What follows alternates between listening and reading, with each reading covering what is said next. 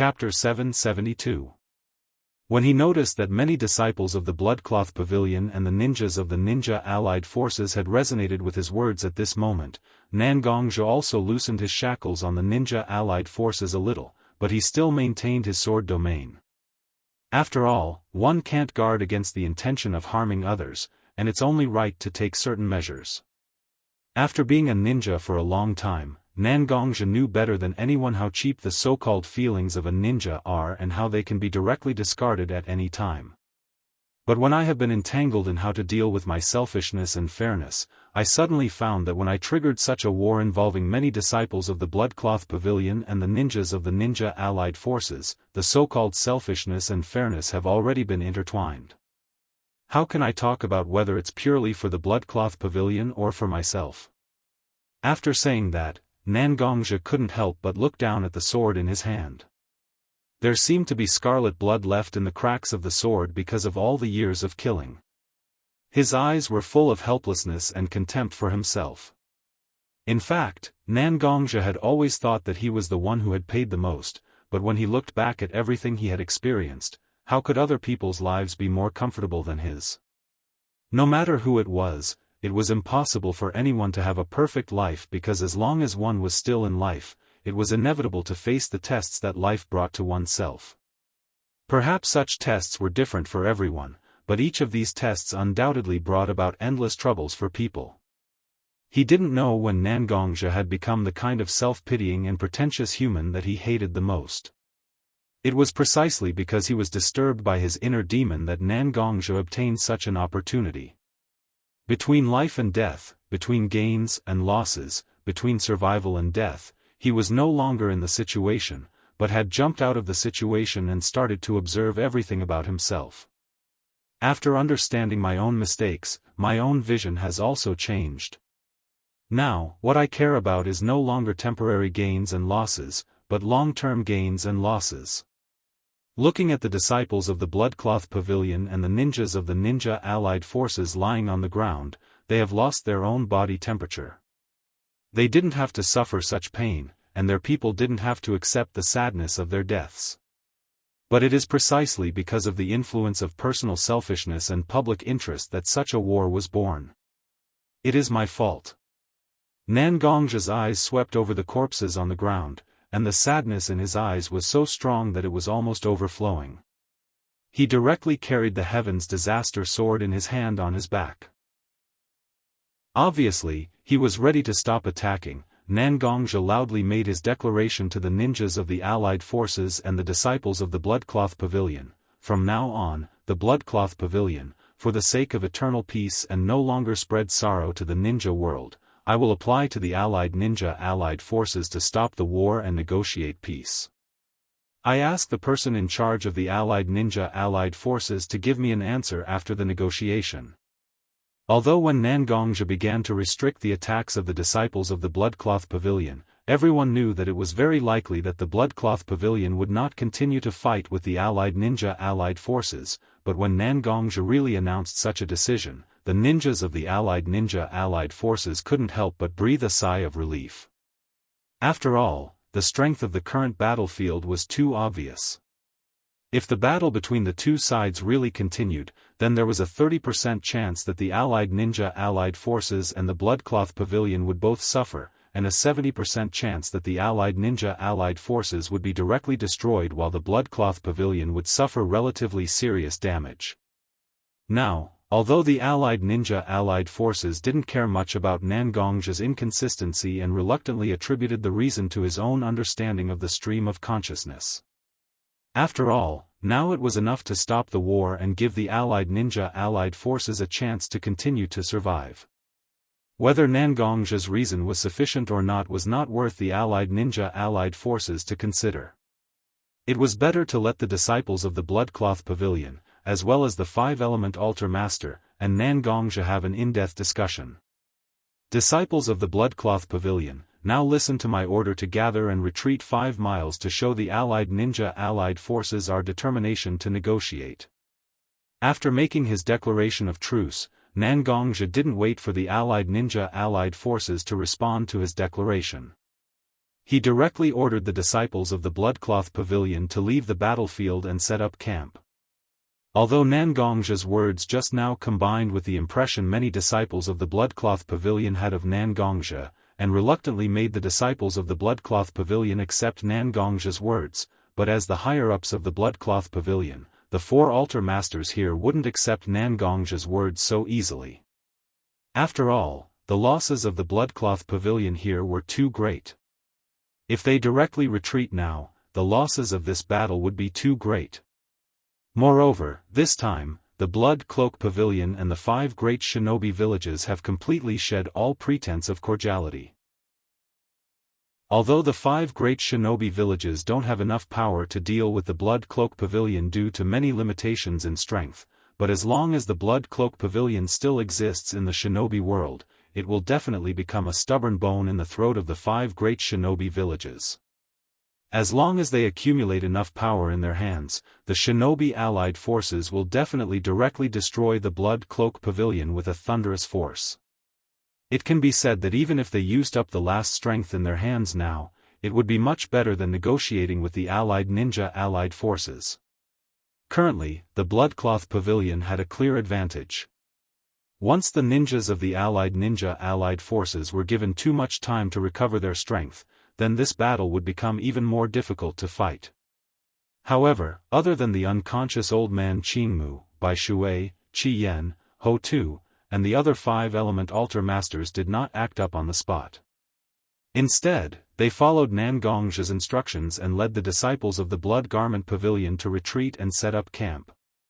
In the final analysis, the reason why the 4 altar masters were so obedient was that after Nangongzha finished the declaration of peace, he suddenly cast a glance at the 3 altar masters. There was deep wisdom in his gaze, so the altar masters didn't doubt it at all. They were very convinced that Nangongzha actually had his own arrangements. Chapter 773. Seeing that the disciples of the Blood Cloth Pavilion actually retreated directly, abandoning the victory that they had won with so much blood and sacrifice, even the ninjas of the ninja allied forces couldn't believe it at this moment. They could only look at the remaining 6 Kage-level ninjas in the ninja allied forces and Uzumaki Naruto, who had just saved everyone. Although Naruto has made a lot of progress over the years, Naruto's growth was mostly focused on combat. Such a large-scale battle and the treachery between people were still a little strange to Naruto, so at this time, the ones who really had the right to speak were the Woodleaf Sannin and the 3 Kage-level ninjas. No matter what these people from the Blood Garment Pavilion are planning, their retreat is not bad for us. At the very least, we have obtained a chance to regroup. Now that we have obtained such an opportunity, we must not be overly cautious and waste it. Instead of thinking about it and trying to figure out what the people from the Blood Cloth Pavilion are thinking, it is better to focus on recovering our strength and do our best to gather our strength in preparation to continue confronting the people from the Blood Cloth Pavilion. As long as we have enough strength in our hands, regardless of whether it is a life and death battle or a genuine peace negotiation, we will naturally have more leverage in our hands. Looking at the hesitant eyes of the people, as the only woman of the 3 Kage-level ninjas, Mei, the 4th generation Mizukage, spoke her thoughts to the others present. As a woman, Mei's mind was more delicate than a man's, but as a ninja village ninja, she was very decisive. The 2 different characteristics of delicacy and decisiveness were perfectly integrated in Mei's body at this moment, and her suggestion to everyone was naturally supported by most of them. After all, no one thought that they were smart enough to directly guess what a very smart person like Nangongzha was planning. Since there was no way to predict Nangongzha's actions with 100% probability, then it was better not to predict. Now, they focused on recovering their strength and began to draw a part of their strength from their respective ninja villages to concentrate their strength against the many powerful internal energy cultivators of the Blood Cloth Pavilion. After confirming that all the disciples of the Blood Cloth Pavilion had evacuated to a safe position, Nangongzha also left the field of vision of the ninja allied forces to catch up with the disciples of the Blood Cloth Pavilion. Just now, Nangongzha issued the order for the whole army to retreat 5 miles, but in fact, many ninjas of the Blood Cloth Pavilion stopped under Nangongzha's order and were waiting for orders. At this moment, old man Aoki has recovered his consciousness, and Nangongzhi personally helped him to the main tent. In the main tent, Bishui, Akame, and Hudu have been waiting for a long time. When they saw Nangongzhi directly help old man Aoki to the main tent, they naturally knew what to do and directly found a chair for old man Aoki to sit on. After settling old man Aoki, Nangongzhi also directly sat on his own chair in the main tent. Looking at Bishui, Akame, Hudu, and old man Aoki, who were in front of him with a little bit of curiosity, Nangongzhi didn't put on any airs and directly told the four of them about the plan he had made before. Nangongzhi's series of plans of fighting against the allied forces of ninja, consuming their combat power, forming an alliance of small countries, occupying the land of wind, forming a country of wind and forming a situation of dividing the world into two was directly told to the four altar lords without any reservation. After hearing Nangongzhi's series of plans, the four altar lords also began to predict in their hearts how high the success rate of such a plan would be. As a result, everyone discovered that such a method was the plan with the highest success rate. It was far better than directly defeating the allied forces of ninja directly has a better prospect. After all, the 5 great ninja villages have ruled the entire ninja world for many years, and such a kind of inertia has formed in the ninja world. Once the blood cloth pavilion breaks such order, it will naturally lead the ambitious people in the entire ninja world to the brink of destruction. Once the ambition breaks out, it will be like a river bursting through a dam, waiting for all the ambitious people to either die or achieve success to usher in stability again. However, such a process is destined to be very long. If you don't believe it, you can look at the history of the entire ninja world. The general trend of the world has always been like this. After a long time, there will be division, after a long time, there will be unity, after a long time, there will be chaos, and after a long time, there will be peace. However, what the blood cloth pavilion needs is not a chaotic world, but a relatively stable world for them to slowly develop their strength. If they want to develop themselves, simply building a car behind closed doors is not a good choice. On the contrary, the existence of a ninja with a certain degree of threat can really stimulate the sense of crisis in everyone's heart, so that no one can slack off in the slightest. After all, any slack will directly lead to the death of everyone. However, such a plan still has its own problems. First of all, such a plan must be limited to a very small area, or even only one person knows about it.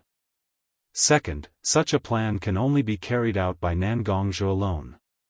After all, in the entire blood cloth pavilion, only Nangongzhi has the prestige to make everyone willingly obey him. Just like in the battlefield just now, because Nangongzhi accidentally fell into a coma, such a plan was directly scrapped by half. Now, it has increased a lot of difficulty to make up for it. Supreme Sama, we are already clear about your plan. Although it is quite late now, I believe that since you will tell us your plan now, you must think that you have a certain plan in your heart. And directly giving up the victory of the battlefield, you must have your own plan, so no matter what kind of plan you have, we will directly obey your orders. We have 100% trust in you.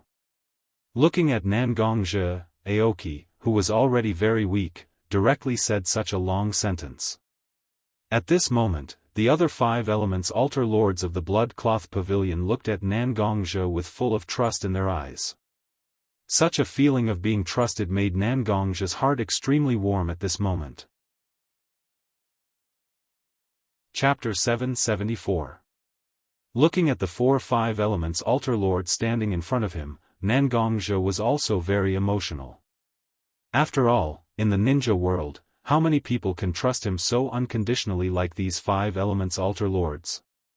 Nangongzhi clapped his hands, and Uchiha Sasuke also directly walked out from behind a curtain in the big tent. Seeing Uchiha Sasuke walking out like this, although the eyes of the 4-5 elements altar lords were quite surprised, there was not much rejection. After all, although Uchiha Sasuke once had the identity of a ninja, Uchiha Sasuke was also the disciple of Blood Cloth Pavilion's chief, Nangongzhi.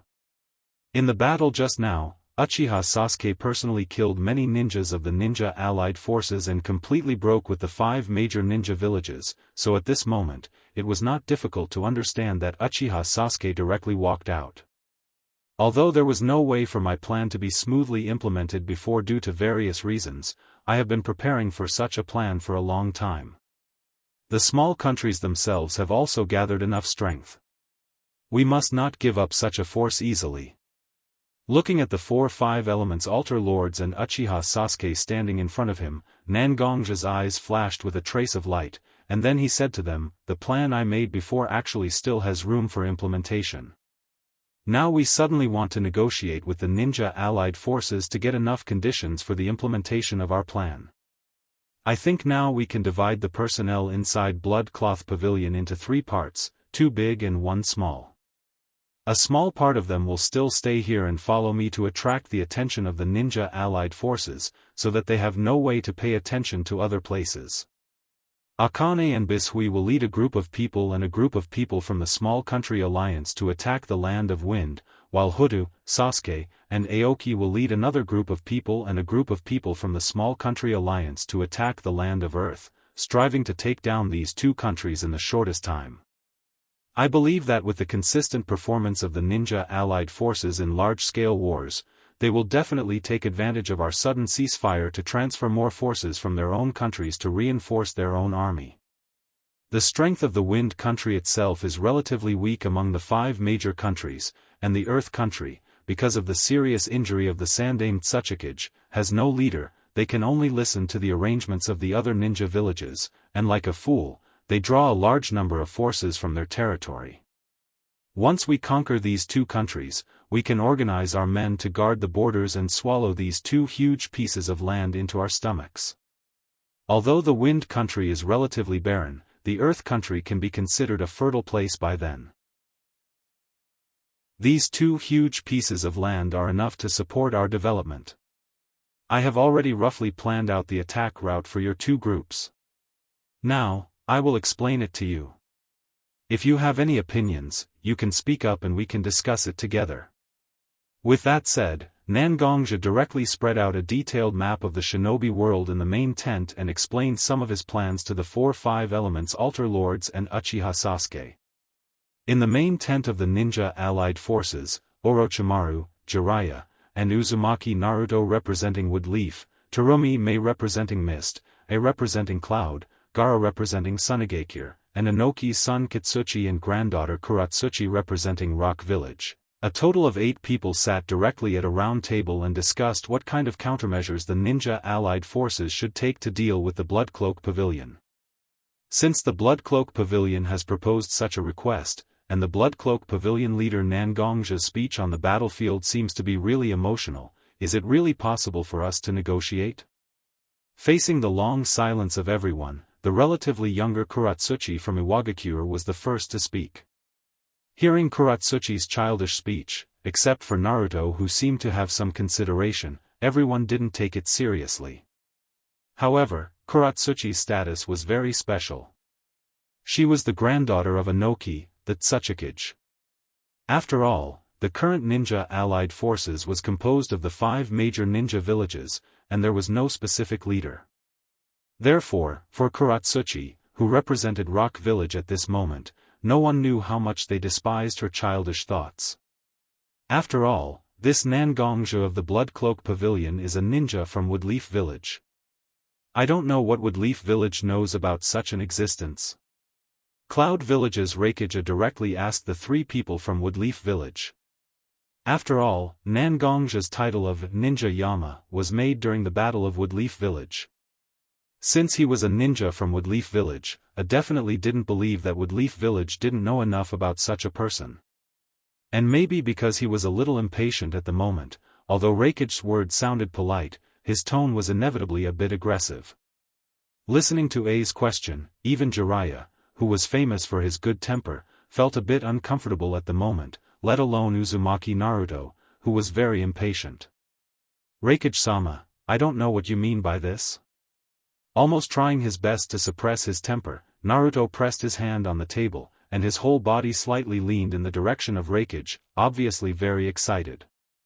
Orochimaru glanced at the very excited Naruto and didn't want to dissuade Naruto. He just looked at A with his slightly gloomy eyes and said to A, "Yondame Raikage, although Nangongja used to be a ninja of Woodleaf Village, this person was very mature when he was a teenager. Although he didn't do things flawlessly, he left very few flaws. It's not realistic to say that our Woodleaf Village didn't investigate any information about Nangongja over the years, but this information involves the strong person beyond the Kage level, and it needs to be checked by the Hokage himself. Naturally, we have no way to access such information. Now, the most powerful medical ninja of our Woodleaf Village is rushing to the battlefield under our deployment, and at the same time, they will treat the injured ninjas in the many ninja coalition forces." Chapter 775. Orochimaru, a former rebellious ninja of Woodleaf, became the backbone of Woodleaf's forces in the meeting of the 5 major ninja villages, which was really interesting. With the hot temper of the 4th Raikage, when he saw Orochimaru sitting at the table, he was already a little unhappy, but after listening to Orochimaru's words, A unexpectedly didn't directly show his temper, but directly sat in his seat. Although his face was not good, he still didn't speak. In the end, it was because of one thing that Orochimaru just mentioned: Woodleaf was gathering its internal medical ninja to support the frontline troops.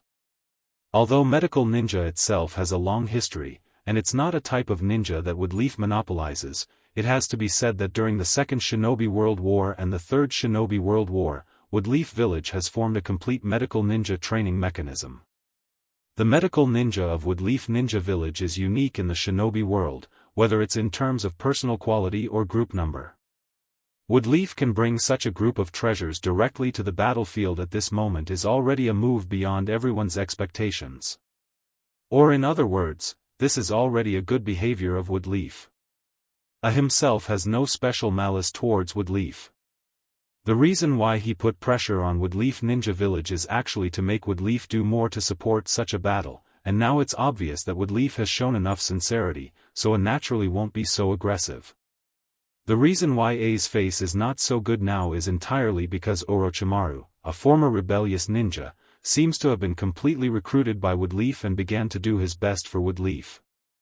Such a genius who doesn't care about the means returned to Woodleaf. Naturally, it will greatly increase the strength of Woodleaf, which is not a good thing for other ninja villages. After seeing that Woodleaf Village has shown enough sincerity, the other 2 Kages of Cloud and Mist villages were not to be outdone, and naturally, they were not to be outdone, and they said that they will draw a part of their strength from their own ninja village to join the frontline battlefield. The number of reinforcements mentioned by Terumi Mei and AI was very amazing. It seemed like they were staking everything on this one bet. Looking at Woodleaf, Mist, and Cloud Village, Gaara as the Kazekage, Kuratsuchi, and Kitsuchi as the representatives of Iwagakure also had a good eyesight at this moment. After all, the current behavior of Woodleaf, Mist, and Cloud Village is also a kind of behavior to show their muscles to a certain extent. If they retreat at this time, it is likely that after the war, they will be constantly exploited by everyone. Don't look at how everyone is cooperating with each other and fighting together. Once the common enemy of these comrades disappears, these comrades will directly turn from hounds to hungry wolves and pounce on their flesh and blood. The history of the past countless years is enough to prove that comrades with common interests are real comrades. Once the common interests are lost, the so-called comrades will become out-and-out thieves. After a long silence, Gaara, as the 5th Kazekage, also directly said his decision with a slightly dignified face. Sunagakure is willing to provide the entire Ninja Alliance army with 500 bottles of top-level poison, and will send 300 elite puppeteers and 200 Jonin-level ninjas to join the battlefield. The biggest advantage of Sunagakure itself compared to other ninja villages is its unique poison and unparalleled puppeteer skills. Cultivating an elite puppeteer is not much easier than cultivating a Jonin-level ninja. It can even be said that it is more difficult. Now, Gaara can directly say that he will send so many ninjas to support the frontline. Obviously, the Sunagakure is also willing to pay a lot of money. Orochimaru, AI, and Mei glanced at Gaara with extremely obscure eyes, but their eyes weren't filled with admiration for Gaara's willingness to support the ninja coalition army, but they were quite surprised. They were surprised that Gaara could become the Kazekage of one of the 5 great ninja villages with such a personality. What did Woodleaf Village pay? Although Orochimaru claims to be the strongest medical ninja unit, medical ninjas are very rare. Even Woodleaf Ninja Village itself doesn't have many medical ninjas, and adding the word strongest is a subtraction of the already scarce number. Such a unit is only about 100 people. Although the Mist and the Cloud expressed their attitude very early, and the numbers they said were very amazing, they were also accurately counting the number of ninjas to ensure that enough ninjas stay in their villages. They didn't go all out like Gaara. Gaara wasn't a fool. As a Jinchuriki, Gaara was very sensitive to other people's eyes, good thoughts, and evil thoughts.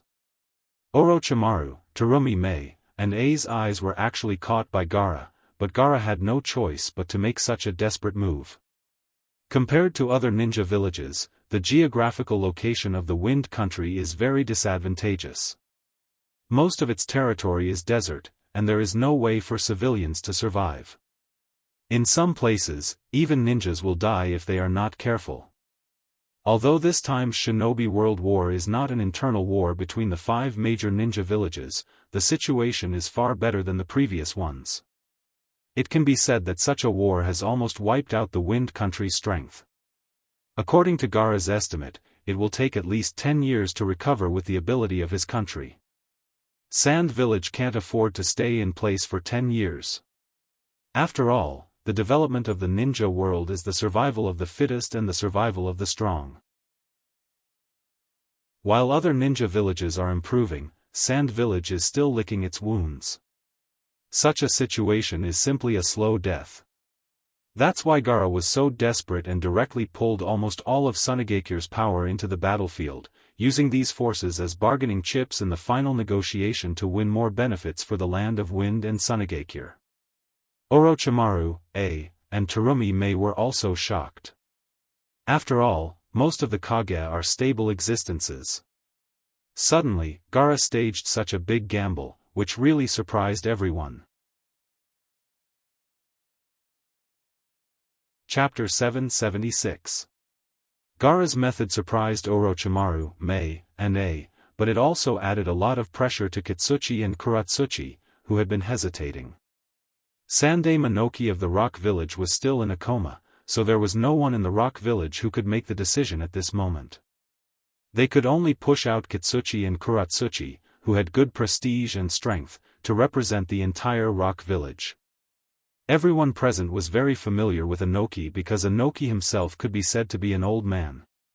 His words and actions were almost watertight. When it came to his own interests, he was very difficult to deal with.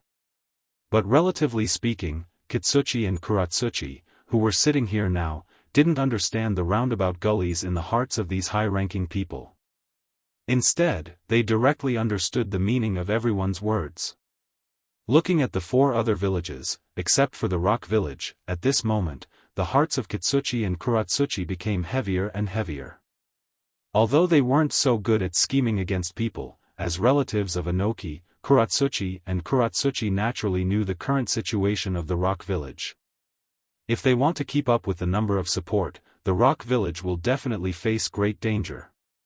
Such a difficult decision wasn't something that Kuratsuchi and Kuratsuchi could make. While Kuratsuchi and Kuratsuchi were still struggling in their hearts, the people of the other 4 villages also looked at Kuratsuchi and Kuratsuchi, as if they were waiting for how much support the Rock Village would give to the front line. At this moment, everyone's eyes seemed to be directly pressing on Kuratsuchi and Kuratsuchi's hearts, making it more difficult for them to make their own decision. The 2 of you don't need to worry, after all, the 2 of you are not the official Tsuchikage of the Rock Village. The decision we make now is likely to be a decision that will affect the future of our village. Please don't be too anxious, as long as you think carefully and make a decision, we will be here patiently waiting for the 2 of you to make a decision. After seeing the hesitation of Kuratsuchi and Kuratsuchi, Terumi Mei, as the Mizukage, directly persuaded the father and daughter.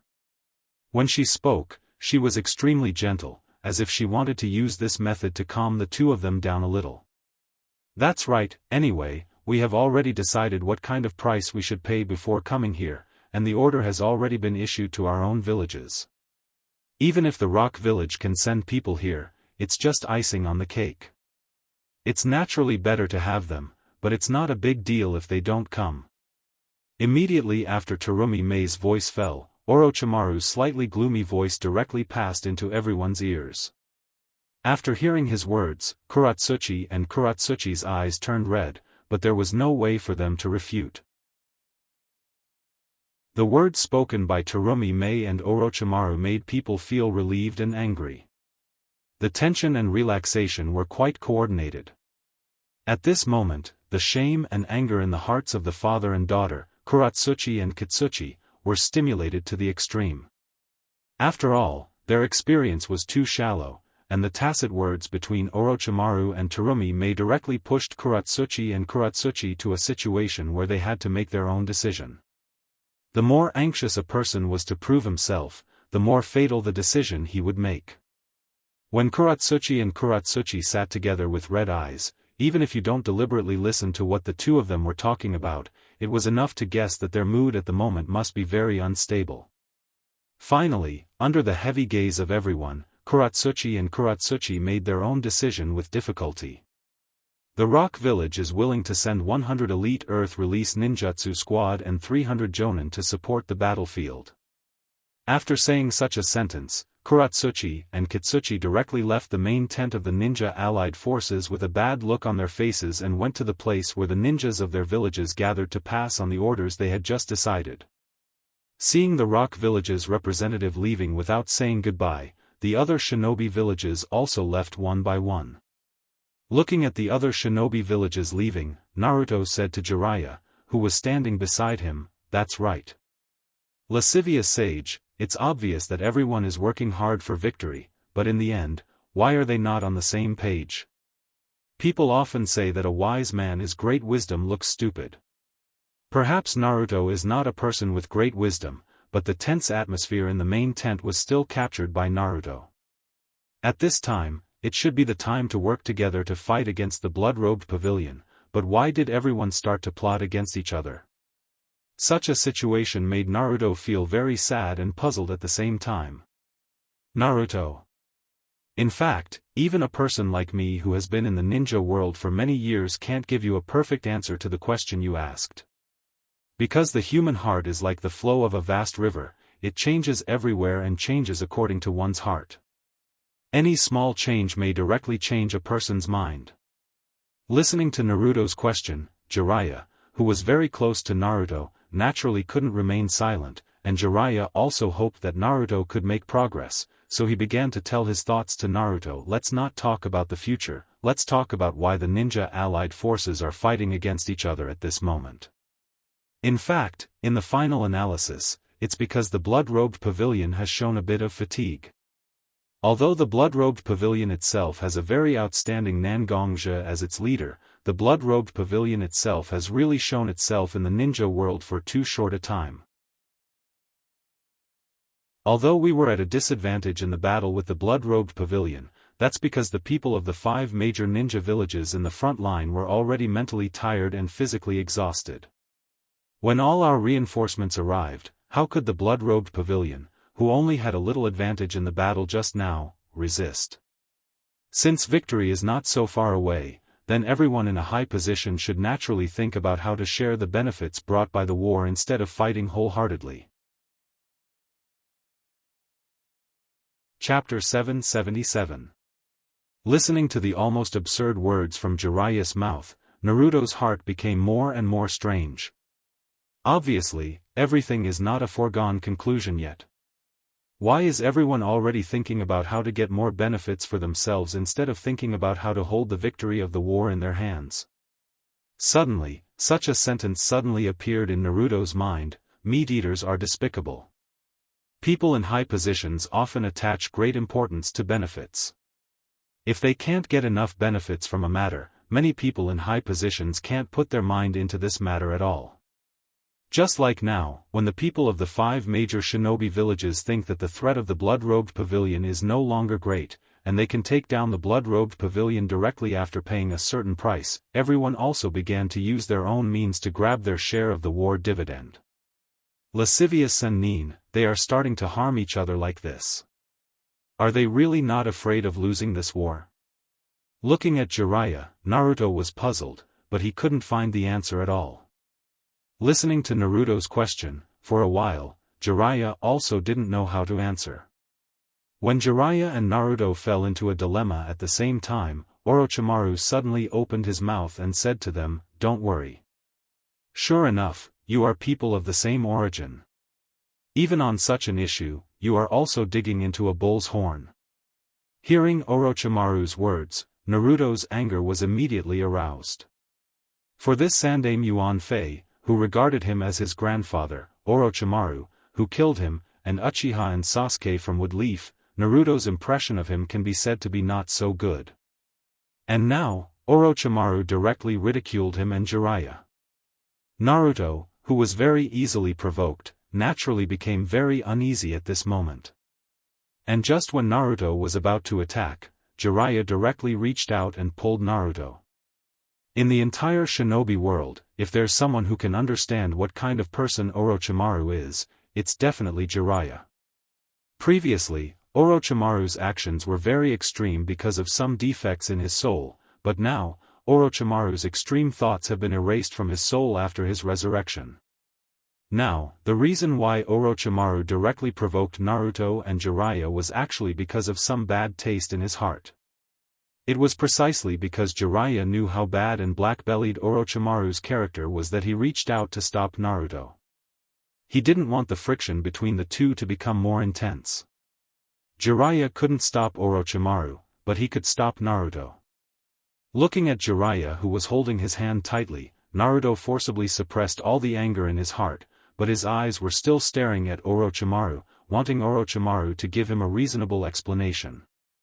What you two see is the deception between the shinobi villages, and you think that such deception is not a good thing. But have you taken a good look at the result of such deception? Woodleaf sent elite medical ninjas, and several other shinobi villages also drew a large part of their power directly into the battlefield. There is no doubt that the strength of the shinobi allied forces has been greatly strengthened at this moment. Sometimes the process is not so important, because the result is what can really play a role and be passed down. So, even if everyone has their own calculations in their hearts, these things are not so important. As long as our expectations can be achieved, what's there to care about? As a result theorist, Orochimaru only needs a result in his own imagination. As for what others think in their hearts, Orochimaru doesn't care at all. Orochimaru's point of view can be said to be fundamentally different from Naruto's and Jiraiya's views. So after hearing Orochimaru's words, although they knew that what Orochimaru said was reasonable, Naruto and Jiraiya still didn't have any problems solved at this moment. Instead, they became more worried. Looking at Naruto and Jiraiya's appearance, Orochimaru also knew that his point of view didn't convince these two rather stubborn guys. However, Orochimaru had already been mentally prepared. He had been with Jiraiya for so long. Naturally, he knew that Jiraiya wouldn't accept his point of view at all. So after Orochimaru finished all his words, he directly turned and left the Shinobi Allied Forces headquarters tent. After Jiraiya and Naruto looked at each other, they shook their heads helplessly and directly left the headquarters tent. In the Blood Cloak Pavilion's camp, there were originally thousands of people in the camp. At this moment, only about 200 people were left in the camp. The remaining disciples of the Blood Cloak Pavilion directly left the Blood Cloak Pavilion's camp in small teams and went to the designated location to gather. Although most of the people have been taken away, the Blood Cloak Pavilion's camp still maintained the size of thousands of people to cover up the emptiness inside. Nangongja also wrapped his sword domain around the entire Blood Cloak Pavilion's camp. He always paid attention to whether there were ninjas from the ninja allied forces to investigate the Blood Cloak Pavilion's camp. Once he found the ninja allied forces ninjas, Nangongzhe would immediately deploy the Blood Cloak Pavilion's disciples to attack. When necessary, he would even personally attack those ninjas from the ninja allied forces. Now what Nangongzhe needs to do is to try his best to deceive the many ninjas of the ninja allied forces. The more ninjas are delayed in this place, the more room Nangongzhe's designated plan will have to be carried out and the more likely it will succeed. Sitting in his seat, Nangongzhe looked at a piece of paper in his hand. After carefully reading it several times, Nangongzhe directly injected a part of his sword chi into the paper in his hand, directly crushing the paper into powder. With a gentle wave of his hand, the paper dissipated into the dust. Sure enough.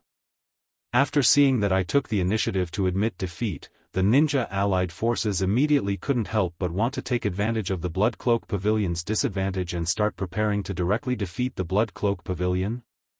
It's a pity. Narashikaku's status is still too low. The only ninja who is proficient in the art of war was directly ignored. The ninja allied forces can only fight me blindly.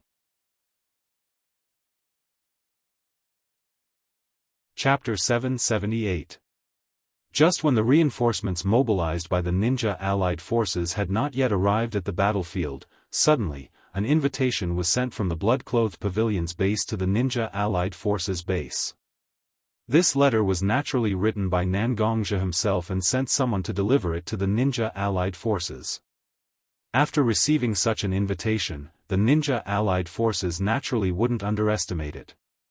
The representatives of the 5 great ninja villages once again gathered in the main tent at this moment, looking at such an invitation made of ordinary paper. Perhaps it's because they've been ninjas for too long. After seeing such an invitation from the enemy camp, they naturally wouldn't open such an invitation so casually. Almost all the people who were proficient in poison and mechanism jutsu were gathered here, and after studying this invitation for a long time, they still didn't find any problems. After waiting for a long time for the inspection, this was the only result they got. Everyone felt a little awkward in their hearts. Among them, the most hot-tempered one, walked directly to the invitation and grabbed it in his hand. Fourth Raikage-sama, please don't worry. Let's be careful and check it carefully again before opening such an invitation, okay? Seeing a holding such an invitation in his hand, Kitsuchi was very nervous, and he quickly came forward to persuade a not to be so reckless. However, there is a feud between the rock and the cloud. Over the years, no one knows how many people have lost their lives because of the conflict between the two villages. Even if Kitsuchi didn't say anything that would cause a misunderstanding, it still made A's heart very uncomfortable. Iwagakure is really a group of cowards. The first thing you think of is conspiracy. Since you're all so timid, let me see what's the mystery of such an invitation. If you guys are afraid, just find a corner and stay there. Although the Raikage's words were mainly aimed at Iwagakure, it also directly ridiculed the entire allied forces and their villages. Even if everyone knew A's temper, they couldn't help but be a bit angry.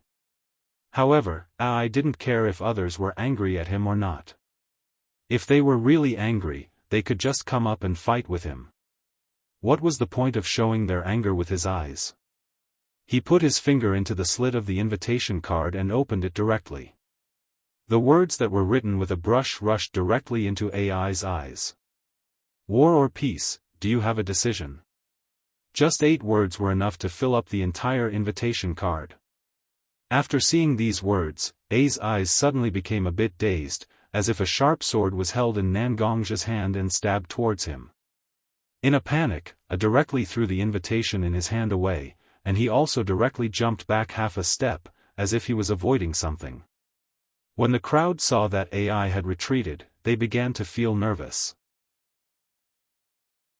Everyone was also prepared for battle. Their eyes were vigilantly looking at the invitation card that AI had tossed aside.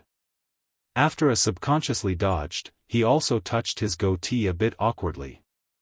After all, he was so arrogant and ridiculed everyone, and he even opened the invitation, but now he was directly scared by the invitation. It was really difficult for A to accept.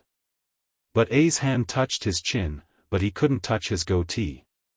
AI Xianxia covered his chin with his entire hand. When he touched his chin, he found that the beard on his chin had been directly cut into a flat cut as if it had been cut by a sharp blade. This, slightly exclaimed, and everyone also looked at A's direction. Suddenly, they found that A's goatee was cut into a rather funny appearance, but they didn't have the slightest mood of ridicule in their hearts. Instead, their eyes became more cautious.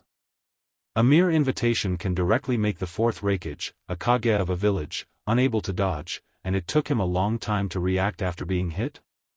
Is this a joke? The strength of Nangong of the Bloodcloak Pavilion has reached such a level? After seeing such a scene, the hearts of all the members of the ninja allied forces sank. Everyone knows that Nangong's sharp sword attack is a powerful existence, and the ability to cut off the fourth Reikage's goatee without him noticing was also done by the sword attack.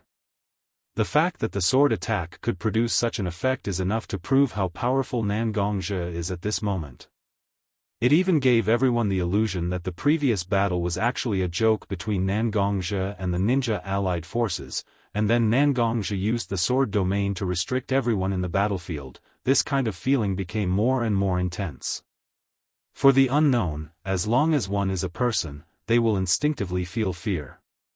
And what level of strength Nangong has at this moment, and how much of a threat he can pose to the ninja allied forces, at this moment, all of these have become unknown. How can the ninjas of the ninja allied forces not feel fear in their hearts? After a little fear appeared in everyone's heart, and then looking at the invitation that Nangong handed to the ninja allied forces, everyone was quite at a loss at this moment. Should we fight or make peace? Fight. Can we really fight against such a strong person who doesn't know the depth of his strength? And if we make peace, then as we expected, will we be able to see the Bloodcloak Pavilion kneel down and beg for mercy, and then directly plunder the Bloodcloak Pavilion's savings? Originally, they thought that they would win, but now it seems that they are starting to think that the situation will develop in the direction of 50-50. The heads of the 5 major ninja villages in the ninja allied forces were inevitably anxious at this moment. Chapter 779. Looking at the invitation card that had fallen to the ground, the words written on it also rushed into everyone's eyes.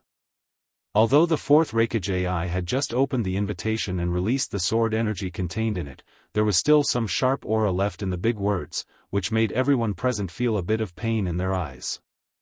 War or peace? Now the ninja allied forces really couldn't give a suitable answer. It seems that we have to urge our reinforcements to come to the battlefield as soon as possible. Although we don't know how strong the Bloodcloth Pavilion and Nangong are, and whether they have the same strong reinforcements as us, it's obvious that the Bloodcloth Pavilion thinks that they have the ability to fight us head-on. If we don't succeed in delaying Nangong and the Bloodcloth Pavilion, maybe we will really suffer heavy losses here. Terumi Mei looked at the invitation on the ground, and her eyes were quite dignified. When Nangong was still working for Woodleaf, Terumi Mei had fought with Nangong several times. As the opponent of Nangong, she knew Nangong very well at that time. Although this man was young at that time, his behavior was very steady and mature. He did things almost flawlessly, and there were no effective flaws that could be grasped in every action. Such a very steady person from an early age naturally wouldn't suddenly become radical and take risks.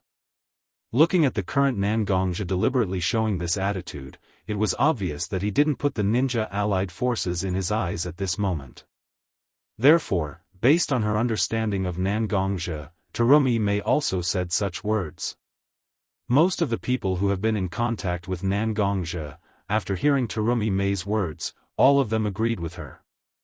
After all, it's easy to change mountains and rivers, but it's hard to change one's nature. A person's habits and rules of speaking and doing things can't be changed casually. At this moment, the heads of the 5 major ninja villages all used their own methods to issue orders to the reinforcements to speed up the march. After all the orders were passed, Orochimaru suddenly reached out and beckoned a ninja of Konoha, and said to the ninja, "Don't worry, Orochimaru. Pass down the order." Everyone starts to pay close attention to the movements of the Bloodcloth Pavilion. Since Nangongzhi sent such an invitation to us, it will definitely not end here. He will definitely find another opportunity to put pressure on us, so that we have to sign the so-called peace agreement with him because of some pressure reasons. Once you find anything, report it to us immediately. After hearing Orochimaru's words, the Woodleaf Ninja immediately bowed his head and walked out of the tent. After everyone heard Orochimaru's arrangement, they also felt that what Orochimaru said was very reasonable, and Orochimaru himself didn't seem to intend to hide the matter of his investigation. The order he gave to the Woodleaf Ninja was also reported to us after returning. Such behavior was quite enjoyable for everyone present. The cold-hearted and ruthless Leng Jun Orochimaru had now become so proficient in the ways of the world. For a moment, everyone was quite shocked. Orochimaru didn't care about other people's opinions at all. In fact, what Orochimaru wanted to do was to let Nangongzhi be free to play his plan and see how much change this person who was a ninja but wasn't a real ninja can bring to the ninja world. Since Nangongzhi wanted to force the ninja allied forces to negotiate with him, Orochimaru was of course happy to promote such a thing and see what kind of plan Nangongzhi had.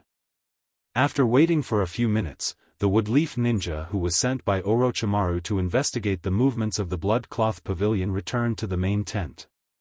He half knelt on the ground and respectfully said to Orochimaru, reporting to Orochimaru-sama, "The Blood Cloth Pavilion has indeed taken action now.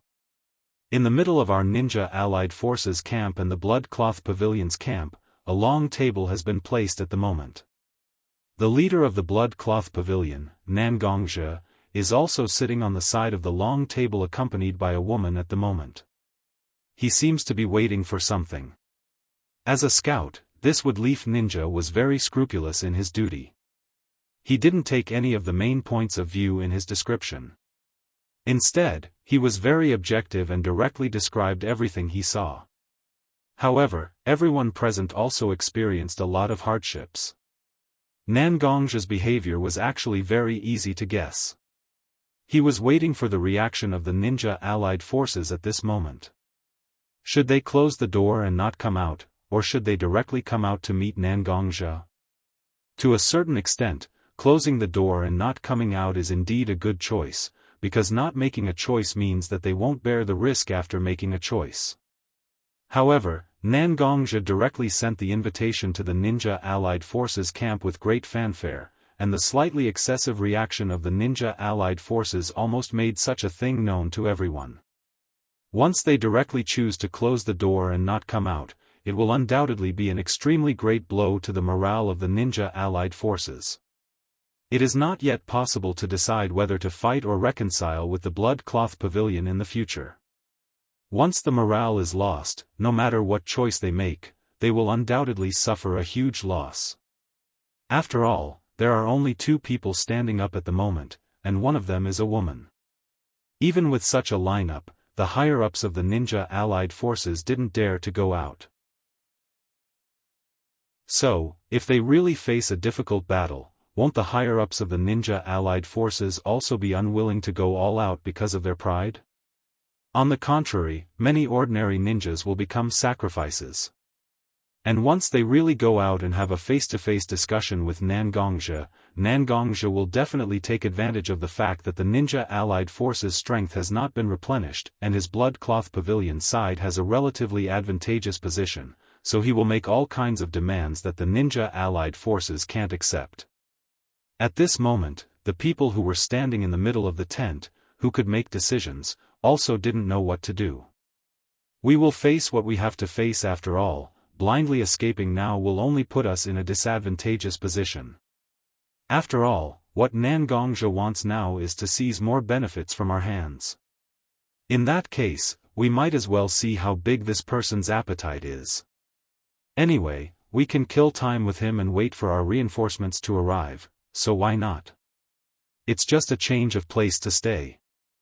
Although he was almost hit by the hidden sword energy in the invitation sent by Nangongzhi, the fourth Raikage still stood up and directly expressed his opinion. Whether it was in his eyes or in his heart, there was not the slightest fear, but rather a somewhat brave posture. Chapter 780. Nangongzhe, dressed in a white robe with blood-red patterns, sat quietly in front of the table. Beside Nangongzhe stood the substitute altar master of the golden altar of the blood cloth pavilion, Mashiro. He was also wearing a white robe with blood-red patterns, but the patterns on his robe were more concise. Originally, Nangongzhe left Mashiro in the Lion clan's alternate dimension, but Mashiro wasn't willing to stay in a safe place by himself. Instead, he let Nangongzhe wander between life and death. However, because of Nangongzhe's repeated persuasion, Mashiro, who was also one of the 5 Elements Altar Masters, was reluctantly allowed to stay in the Lion clan's alternate dimension. Now that Nangongzhe had sent out the 4 5 Elements Altar Masters and Uchiha Sasuke, who represented the peak strength of the Blood Cloth Pavilion, to carry out missions, Nangongzhe couldn't appear alone every time he came into contact with the Ninja Alliance. Otherwise, everyone would suspect where the other higher-ups of the Blood Cloth Pavilion went. After considering various aspects, as well as Mashiro's worry about Nangongzhe using himself as bait to restrain the Ninja Alliance, Mashiro finally followed Nangongzhe to such an operation to deliberately put pressure on the Ninja Alliance and attract their attention. Standing next to Nangongzhe, Mashiro didn't feel the slightest bit nervous because of his low strength. To put it bluntly, even if Nangongzhe, Little Linger, and even the people in the Blood Cloth Pavilion who cultivated a little were actually much stronger than Mashiro in terms of cultivation, Mashiro's confidence didn't come from his cultivation, but from his wisdom. To be able to help Nangongzhe take care of the affairs of the entire Blood Cloak Pavilion and tightly control the 5 Elements altar like the sharp metal altar, how could Junbai be an ordinary person? Mashiro took out a tea set and a small charcoal stove from a small box he carried with him and placed them next to Nangongzhe. He gently fanned the charcoal stove a few times, and the small charcoal in the stove that originally didn't seem to be hot turned red. He then placed a small copper pot filled with water directly on the stove and waited for the water to boil. After watching Mashiro display all of Zheng Yang's things, Nangongzhe looked at Mashiro with a bit of helplessness and said, "We're here to negotiate with the enemy, why did we bring so many things? It looks just like a field trip." Although there was a bit of helplessness in his tone, Nangongzhe's eyes also had a bit of a smile. Kai could see that Nangongzhe was very happy right now. Since he started to plan for the 4th Shinobi World War, Nangongzhe had almost no time to accompany his family. Although Mashiro appeared by his side for various reasons, Nangongzhe still liked the feeling of having his family by his side. Mashiro heard Nangongzhe's complaining voice, but he didn't immediately talk to Nangongzhe. Instead, he directly leaned his body and put his nose close to Nangongzhe's collar, then he said to Nangongzhe, "First, you have to smell first. There's a smell of alcohol on your body. Did you secretly drink a lot of alcohol in the past few days when I wasn't by your side?" Hearing Mashiro suddenly ask such a question, Nangongzhe's face turned a little red. There was a time when Nangongzhe liked to drink very much. After all, the drunken immortal wine left by the Banishment Senior and the Bloodcloth Pavilion later imitated the drunken immortal wine and made a second-grade drunken immortal wine. Both of them trained Nangongzhe to be a veteran drinker. However, as Mashiro stayed longer and longer in the Bloodcloth Pavilion and read a lot of books about food and the human body, he directly forced Nangongzhe to quit drinking. Except for a few cases where Mashiro allowed Nangongzhe to drink a few glasses, he wanted to touch a glass of wine. Dream on. It seems like Qi Yan, that idiot, brought you wine again and you couldn't help but drink a lot of it, almost without thinking. Mashiro directly looked at Nangongzhe and said his conclusion. After all, this kind of situation had happened many times. Ever since Mashiro found out that Qi Yan secretly brought wine to Nangongzhe, he had already warned Qi Yan not to do so. Otherwise, he would not let Qi Yan off easily. However, Qi Yan did not know if it was because Nangongzhe was the only drinking buddy among the higher-ups of the Bloodcloth Pavilion. Even in the face of Mashiro's warning, Qi Yan still did things his own way.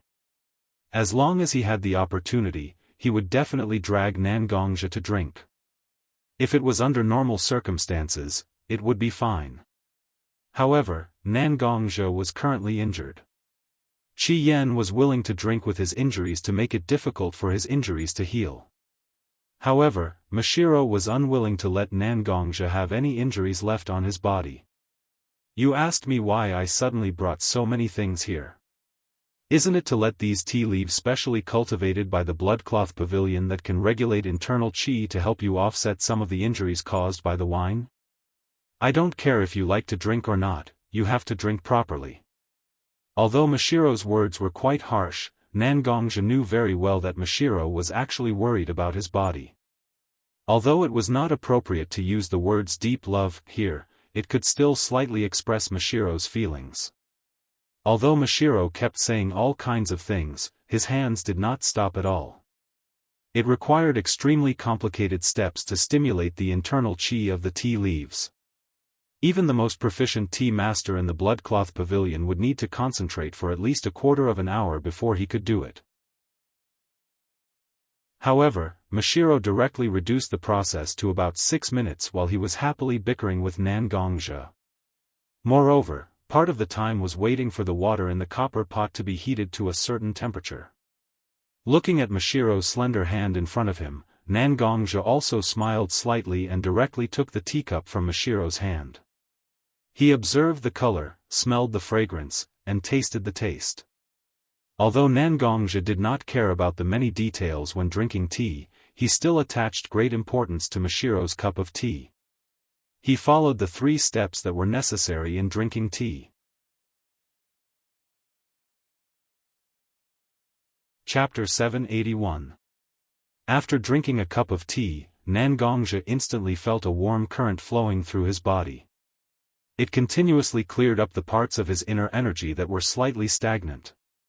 Gently sniffing the faint fragrance left on the teacup with his nose, Nangongzhe's high tension due to his responsibility also slightly relaxed. In front of his family, Nangongzhe never deliberately concealed his true feelings, so Mashiro also easily saw Nangongzhe's mood change from Nangongzhe's eyebrows. When he found that Nangongzhe's mood began to become better, Mashiro also became slightly happy. The two chatted like this, talking about some interesting things that happened recently between their family, Nangongro and Little Linger. Mashiro also made tea for Nangongzhe while chatting. He also had a sense of leisure. Time passed quietly. Nangongzhe and Mashiro were drinking tea and chatting here, and almost an hour had passed unknowingly. However, the two seemed to have forgotten that they were staying here to put pressure on the ninjas of the Ninja Allied Forces, and were drinking tea and chatting to their heart's content. Or just the two of them drinking tea and chatting happily actually put enough pressure on the Ninja Allied Forces? When the Ninja Allied Forces discovered that Nangongzhe and Mashiro appeared in the middle of the two armies, they were already very nervous, and Orochimaru was still constantly sending waves of ninjas to investigate the actions of Nangongzhe and Mashiro. These investigating ninjas directly transmitted the conversation between Nangongzhe and Mashiro to the main tent of the Ninja Allied Forces, so that every big boss of the Ninja Allied Forces could watch the chat between Nangongzhe and Mashiro. The more they listened to the conversation between Nangongzhe and Mashiro, the more the big bosses of the Ninja Allied Forces were at the moment. So, while we're racking our brains to think of a way to deal with you, you're sitting under the sun with your family, drinking tea, and chatting about these trivial matters? As a ninja, although they must remain calm when performing tasks, this doesn't mean that ninjas themselves don't have a temper. How can they completely abandon their emotions when they're born as a human? At this moment, in the main tent, some of the more grumpy people, led by the 4th Raikage AI, were on the verge of exploding at this moment, shouting that they wanted to go out and teach Nangongzhe a lesson for despising them. Orochimaru stood in the crowd and coldly looked at everyone's every move and facial expression. Almost everyone's face or small movements showed anger and disdain for Nangongzhe's behavior. The more he looked at such a group of people, the more Orochimaru's heart looked forward to Nangongzhe bringing change to the ninja world became more and more intense. Ninjas have almost surpassed the level of the general public in countless years of development, and directly put themselves in the position of transcending all mortals. In other words, although ninjas don't directly label themselves as the so-called God, almost all ninjas don't put anyone other than themselves in their heart. This is a kind of almost instinctive contempt and disdain for powerless people. Although Orochimaru is not a kind person, he also understands the truth that water can carry a boat, but it can also sink a boat. The reason why the ninja village can continue to develop is naturally because of the extremely huge financial flow of the ninja village. These funds naturally don't appear out of thin air, but they are accumulated from many missions from the country and civilians. In other words, it is these ordinary people that the ninjas don't think so highly of. They are the ones that really support the ninjas, who have no production of their own and only have combat ability. It can't be said that no ninjas can see this, but most ninjas have been lost in their own power, treating the general public as nothing. Orochimaru doesn't care whether the ninja world will collapse or not, but once the ninja world collapses, won't his desire to study in peace have no chance to be realized? In fact, Orochimaru doesn't care so much about whether the ninja world will be peaceful or not. The reason why he is secretly promoting the development of Nangongja's plan is actually because Orochimaru saw the drawbacks of the ninja world, and he doesn't want these drawbacks to affect his pursuit of the ninja world. Looking at the somewhat excited appearance of the ninja allied forces, Orochimaru slowly walked to the center of the crowd and said to everyone, "Nangongja's behavior is undoubtedly provoking our ninja allied forces. He wants us to go out and sit face to face with him on the negotiation table." Originally, the initiative to face Nangongja or not was in our hands, but now it is obvious that Nangongja has reversed the situation. If we don't go, there will inevitably be a great loss of morale. Since he dares to scheme against us like this, how can we be afraid of him? Let's go out and see what Nangongja is selling in his gourd. After hearing Orochimaru's analysis, the members of the ninja allied forces suddenly felt a lot better, and they directly shouted that they wanted to find Nangongja and fight him. Jiraiya stood in the crowd and looked at Orochimaru, who was acting like a leader. Although he was very pleased that Orochimaru could use his wisdom to help the ninja allied forces, he also had some doubts in his heart. In his impression, Orochimaru has always been a person who dislikes trouble and doesn't like to talk so much. In the past years when he fought side by side with Orochimaru, Orochimaru also didn't talk unless it was necessary. But now, Orochimaru, who was talking so eloquently and guiding the emotions of many people, was not the Orochimaru Jiraiya was familiar with, or there was something about Orochimaru that Jiraiya didn't observe. But what Orochimaru said before was not bad for the ninja allied forces itself. Although Orochimaru is likely to have some of his own ideas, it is completely within the scope of Jiraiya's tolerance. Now that Yondaime Hokage Watergate has fallen into a coma, Woodleaf indeed needs a resourceful person as a leader, and Orochimaru is more suitable than himself and Tsunade. Chapter 782. Finally, the ninjas of the ninja allied forces were persuaded by Orochimaru's words. Not only because of their natural pride as a ninja, but more importantly, such a proposal was proposed by Orochimaru, Woodleaf Renin, who has extremely high prestige and fierce reputation. With such a person taking the lead, even if this matter causes any bad consequences, they can still directly shift the corresponding losses and responsibilities to Orochimaru. As for the possible loss of reputation and interests, naturally, they can also push all the blame to Woodleaf and Orochimaru. After reaching a consensus, the ninja allied forces naturally didn't have the slightest delay. Orochimaru, Terumi Mei, Gaara, and Kitsuchi, these 5 people are enough to represent the 5 major ninja villages in the ninja allied forces. They also walked out of the ninja allied forces tent and walked in the direction of Nangongja. When these 5 people walked out of the ninja allied forces tent, Nangongja sensed the figures of these 5 people with his powerful spiritual force.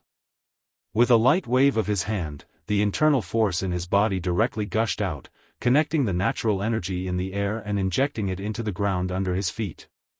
Under the dual support of the internal force and natural energy, 5 seats were directly formed.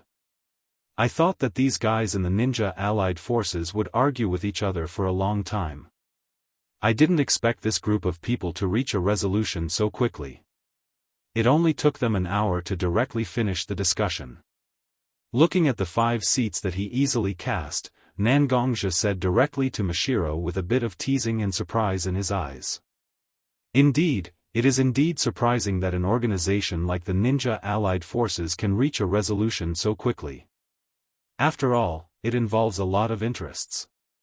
It seems that someone directly stared at the pressure and directly proposed such a resolution.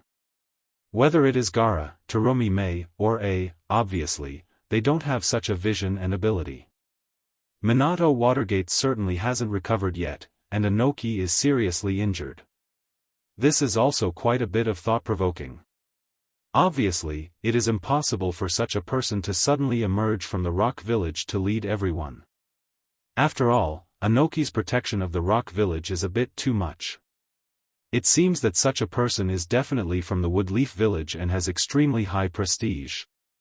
Mashiro began to slowly analyze the whole story. Although she didn't directly give an accurate name, based on Nangongzhi's understanding of the entire Konoha village, there are only a few people who can withstand all kinds of pressure with their own prestige, and there are only a few people who can be decisive and decisive. Just by thinking about it, he knew that such a person is probably one of the 3 Sannin of Konoha, Orochimaru Konoha. Things are getting more and more interesting. After figuring out who is the leader of the Ninja Allied Forces at this moment, Nangongzhi's heart was full of interest. Previously, because of his soul being messed up, Orochimaru also had some mental problems. His personality was extreme, but on the battlefield, it seems that for various reasons, Orochimaru seems to have repaired his mental problems and became calmer and more rational than before. However, it is precisely this kind of calm and rational Renin Orochimaru that is the most dangerous and can't be ignored. No matter what the reason is, Nangongzhi can't ignore the existence of Orochimaru.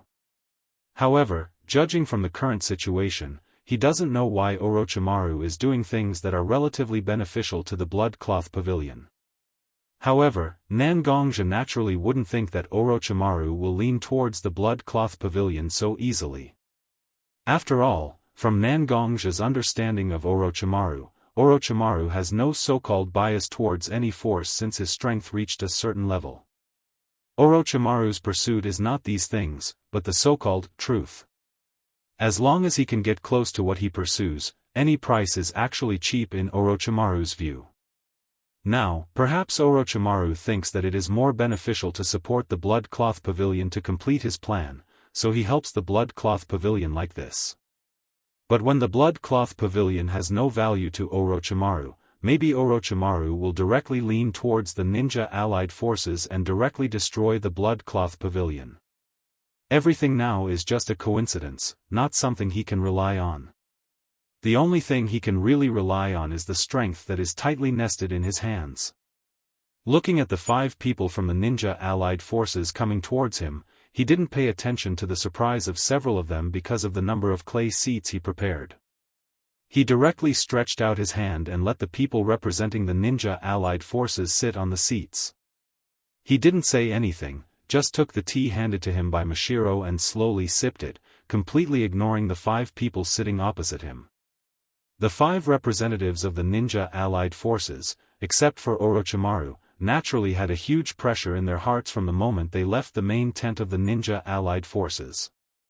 After all, to be honest, if the current Ninja Allied Forces really had no chance of winning against the Bloodcloak Pavilion, so at this moment, the Ninja Allied Forces could be said to be carrying the life and death of the entire Ninja Allied Forces on their shoulders.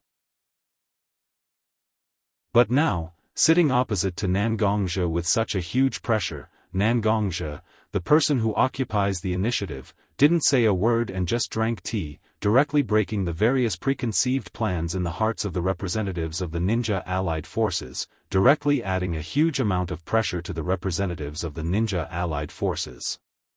Although this method wasn't very subtle, it had a huge operability when combined with the psychological changes of the spokesperson of the Ninja Allied Forces. The several people sitting opposite Nangongja also showed some impatience, and among them, Kitsuchi, who was the least shrewd, showed the most obvious expression. Even Kitsuchi's forehead had a thin layer of sweat because of the pressure. Nangongja, I don't think you called us here to stare at us. If you have something to say, just say it. Finally, after seeing Kitsuchi's embarrassment, Terumi Mei of the ninja allied forces took the lead to speak to Nangongja. Chapter 783. Hearing Terumi Mei from the ninja allied forces speak first, Nangongja also slowly drank the remaining tea in the teacup in his hand, then raised his head to look at Terumi Mei. There was no emotion in his eyes as he said to Terumi Mei, I think your ninja allied forces should be very clear about what I want to do. In the invitation I gave you, I have clearly told you my purpose. It's very simple. I want to ask now, are you going to continue to fight with our blood-robed pavilion, or are you going to negotiate with our blood-robed pavilion? Listening to Nangongja's words, the five powerhouses representing the ninja allied forces also exchanged glances with each other, as if confirming something. Finally, everyone's eyes were focused on Orochimaru, who advocated everyone to meet Nangongja this time. After all, since Orochimaru asked everyone to gather, naturally, it should be Orochimaru who answered Nangongja's question. When Orochimaru saw that everyone's eyes were focused on him, naturally, he didn't refuse. His brain was spinning quickly, thinking about the purpose of Nangongja's current pressure on the ninja allied forces. The current ninja allied forces and the blood-robed pavilion are actually in a state where it is not suitable to continue the battle. Once one side forces the battle, it will actually make both sides suffer, and let the clowns in the ninja world benefit. However, Orochimaru is also not sure whether Nangongja is willing to negotiate or not. Because it is obvious that if the two sides negotiate now, whether it is the ninja allied forces or the blood-robed pavilion, they can't get enough benefits to make up for the consumption of each other in the war. So the current situation is that once the war starts, both sides will suffer losses, and once the peace talks start, both sides will have to bear the loss of benefits. Since neither war nor peace was the way to go, the only choice in front of everyone was to drag things out. One thought, 100 thoughts.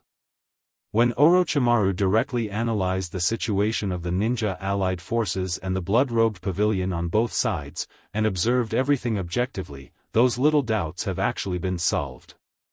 The reason why Nangongja is pressuring the ninja allied forces through various means is not that Nangongja really wants to negotiate, but it is precisely because Nangongja is not willing to negotiate or has his own plan. That's why he is so aggressive in forcing the ninja allied forces to take a stance. Nangongja also knows that it is impossible to make the allied forces willing to negotiate at this moment. Even if someone in the ninja allied forces is willing to negotiate, Nangongja can directly propose a condition that slightly cross the bottom line of the ninja allied forces, making them feel uncomfortable, and at the same time, they will not immediately let's talk.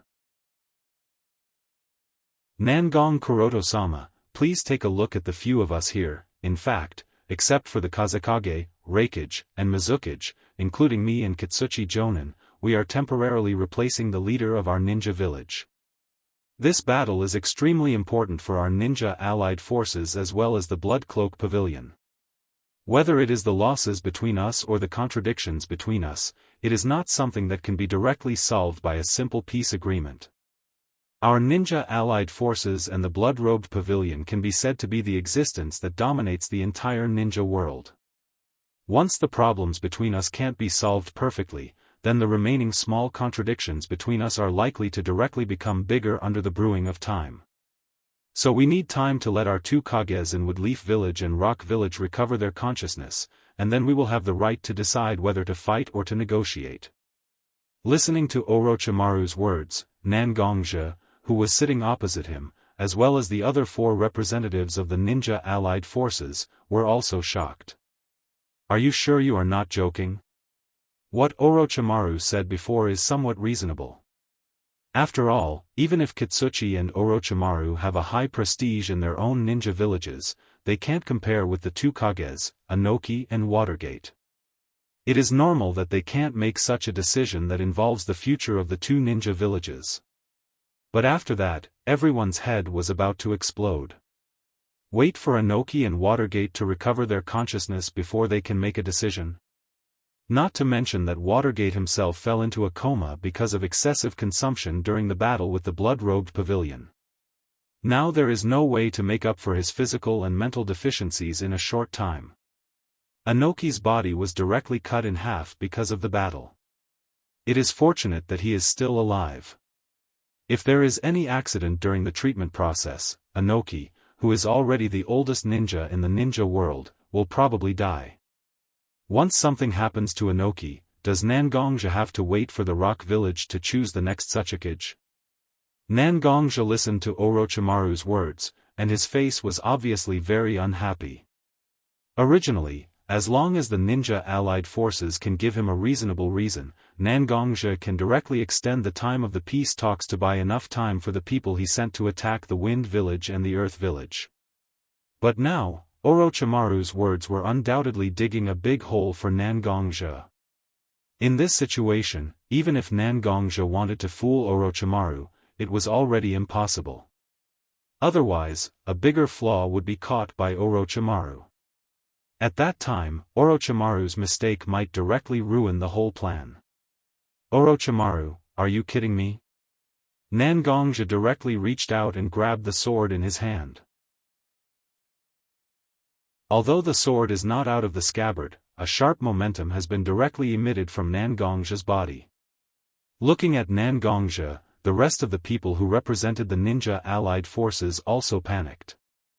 Judging from the dangerous aura emitted from Nangongja, it is obvious that Nangongja's strength has almost recovered to a perfect level, and with the strength that Nangongja showed, no one in the ninja allied forces can stop him.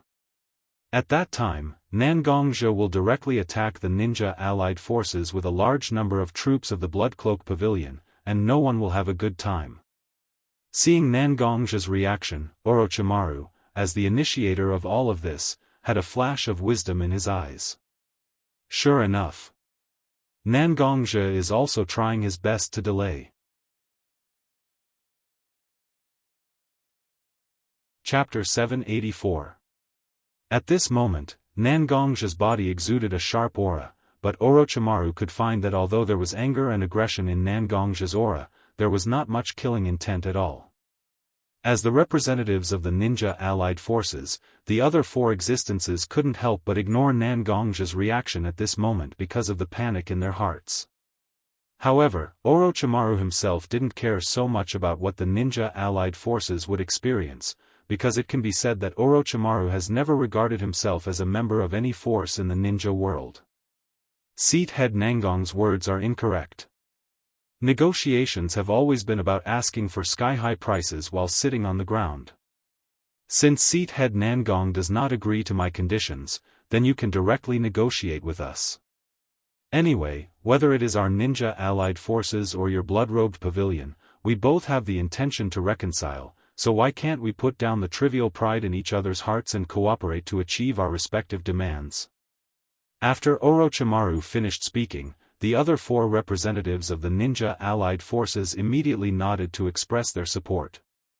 Orochimaru's rather radical speech just now had made all four of them very nervous.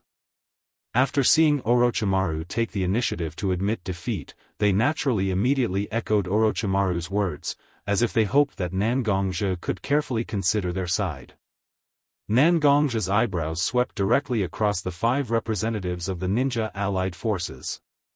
When Nangongja's eyes touched them, their hearts inevitably trembled, as if they were afraid that Nangongja would suddenly pull out his sword and slash towards them.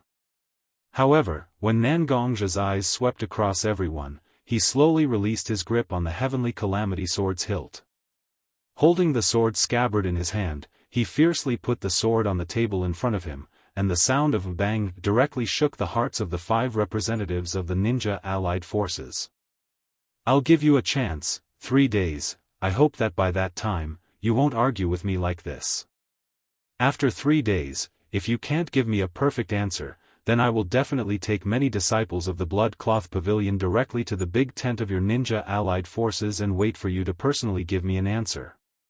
With that, Nangongzhi grabbed the catastrophe sword that he had slapped on the table. He turned around and left with the catastrophe sword in his hand, heading towards the Blood Garment Pavilion's camp. When Mashiro saw that Nangongzhi was leaving, she also used her charming phoenix eyes to glare at the ninja allied forces and chased after Nangongzhi. Seeing Nangongzhi and Mashiro's silhouettes getting further and further away, the 5 people from the Ninja Alliance didn't even have time to say anything before the mud chair they were sitting on, which was formed by Nangongzhi's internal force and natural energy, directly collapsed. The place they were sitting on had suddenly turned into ashes. Naturally, everyone was shocked. As for Huang Tu, he jumped up in fright when the originally sturdy chair beneath him collapsed. His hand instinctively supported himself on the table in front of him, hoping to find support for his legs that had gone limp due to Nangongzhi's sudden outburst. However, the moment his hand came into contact with the table, the originally hard wooden table and the snow-white tablecloth also turned into sawdust and cotton wadding that filled the air. Huang Tue couldn't dodge in time, and his body was directly covered by cotton wadding and sawdust. He looked very miserable. Huang Tue's originally simple and honest face was directly covered by a kind of embarrassed and angry red. His slightly heavy complexion combined with his red face formed an extremely funny feeling. This Nangong's angry attack just now actually caused such a great power, and it didn't affect the ground under the table at all. Such exquisite control is simply unbelievable. Did this Nangong really recover his full strength? Although Huang Tue was very ashamed at this moment, he was still immersed in the powerful strength displayed by Nangongzhi just now. If Nangongzhi really fully recovered, then before the reinforcements of the Ninja Alliance arrive, won't everyone die in the hands of this Nangong of the Blood-Robed Pavilion and his many disciples? You worry too much. Seeing Huang Tue's nervous appearance at this moment, Orochimaru directly waved his hand, indicating that Huang Tue shouldn't be too nervous. Everyone has been in the ninja world for many years, and naturally, we have seen countless big and small things. The reason why I directly provoked Nangongzhi just now was to observe Nangongzhi's reaction. Although Nangongzhi seems to have fully shown his strength just now, there is still no way to hide the fact that after receiving such a provocation, although Nangongzhi pretended to say fierce words, he didn't do anything and directly left. What does such a situation prove? Do you still need me to explain it to you? Nangongzhi's current strength is actually deliberately shown to us by himself. In fact, he also hasn't fully recovered. The reason why he is so anxious to have a peace talk with us is actually to give us enough pressure to prevent us from acting rashly. Not only do we need time, but Nangongzhi also needs time. What is the best way to deceive others? That is, what he said is the truth, but he concealed a key part of it to a certain extent, and then used this part of the concealment to achieve his purpose of deception.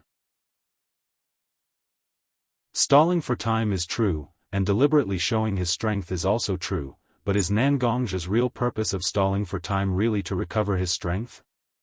Orochimaru doesn't know, and the ninja allied forces also doesn't know. But the explanation given by Orochimaru is enough to make the ninja allied forces feel convinced, and this is enough. After hearing Orochimaru's words, Huang Tue instinctively looked in the direction of A and Terumi Mei, who were more experienced in this matter.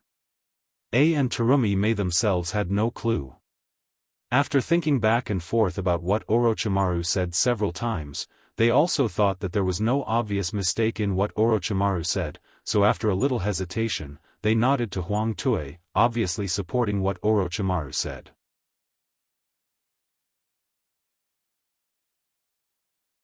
Chapter 785. After catching up with Nangongzhi, Mashiro confirmed that he and Nangongzhi were completely out of the ninja coalition surveillance. Then he immediately said to Nangongzhi, "What's the matter with this Orochimaru?" Looking at him just now, he already knew that we were stalling for time, but why was he so ambiguous, messing with our thoughts and fooling the ninja allied forces? Is he on the side of the ninja coalition or on our side? As if he had been holding it in for a long time, Mashiro directly spat out all the doubts in his heart to Nangongzhi like a machine gun. Facing Mashiro's doubts, Nangongja seemed to understand at this moment, and directly turned to Mashiro and said, "Actually, you are right, what Orochimaru wants to do is to maintain this ambiguous state. Now, not only us, but even the ninja coalition also has a lot of complaints about Orochimaru. After all, in the process of the peace talks just now, Orochimaru clearly refuted my face. This kind of thing is naturally no problem in normal times, but the situation is that the Bloodcloth Pavilion is strong, and the ninja coalition is weak. Once I start to lose my calm because of Orochimaru's deliberate provocation, then the ninja coalition will suffer more losses in the end. But now, whether it is us or the ninja coalition, we won't directly fall out with Orochimaru. For the ninja coalition, Orochimaru's identity is too special. Woodleaf Village, which has lost the important combat power of the fourth Hokage, has almost become the place where the Sannin has rich qualifications and strength, and Orochimaru is quite proficient in tactics and has a reputation among the Sannin. As for us, we are now not sure to what extent Orochimaru has guessed the plan we are carrying out, and whether there is anything we can't deal with, so we don't dare to act rashly. Maybe this is what Orochimaru wants. Whether it is the ninja allied forces or the Bloodcloak Pavilion, there is no way to do anything to him, and he is constantly moving between our forces to see some of his plans. At this moment, Nangongja was hugging the Heaven's Calamity sword in his arms. His face seemed to be covered by a layer of frost, and he was extremely cold. He kept telling Mashiro his guesses. There were still a lot of things that couldn't be proven with direct evidence, but Nangongja and Mashiro weren't the police, so they didn't need such sufficient evidence. Nangongja and Mashiro only needed a direction to defend themselves, and Nangongja's explanation was obviously quite possible. Orochimaru is indeed a famous madman in the shinobi world. He can even play such a dangerous trick in such a situation. Others were afraid of getting burned, but Orochimaru was directly in the middle of the two fire pits, and he was having a lot of fun. Is this guy really not afraid that he will directly suffer the consequences of his own actions because of such a reckless and dangerous move, and end up dead? Mashiro's mind echoed a lot of information he learned about Orochimaru, and the more he thought about it, the more he felt how crazy Orochimaru was. Most dangerous people are dangerous to others. But crazy people are often crazy about themselves. When a person completely disregards life and death and losses in order to achieve their own goals, who can stop such an existence? Death of body and Tao? For Orochimaru, his own life was never important, the only thing he cared about was his pursuit of truth.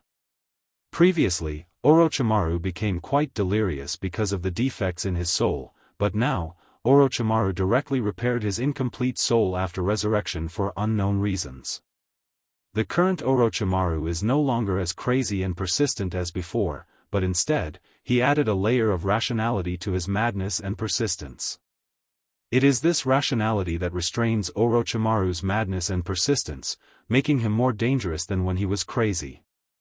Now, everything Orochimaru does is no longer controlled by his own emotions, but by his own almost cold rationality. He starts to plan step by step. Observing all the changes in his eyes, putting all the factors that may affect the overall situation in his heart, everything Orochimaru does now is to achieve his own pursuit. No exception. When Nangongja's last few words fell on the ground, Mashiro's back was directly covered by a cold feeling. A completely rational person, and all his actions are to achieve his own goals. Just thinking about it, Mashiro can't help but become afraid. It seems that, we also have to speed up our plan. Although today's operation did not fully achieve our expectations, it is enough to cause enough shock to the ninja allied forces. What we need to do now is to use our advantage to get more benefits. Now, the ninja allied forces will definitely speed up their reinforcements again and again. Once the reinforcements arrive, they will definitely attack us directly without mercy. Now, we are stalling for time here, but the action team we sent out is really racing against time. Only by taking more rapid action can we perfectly achieve our goal in the shortest time.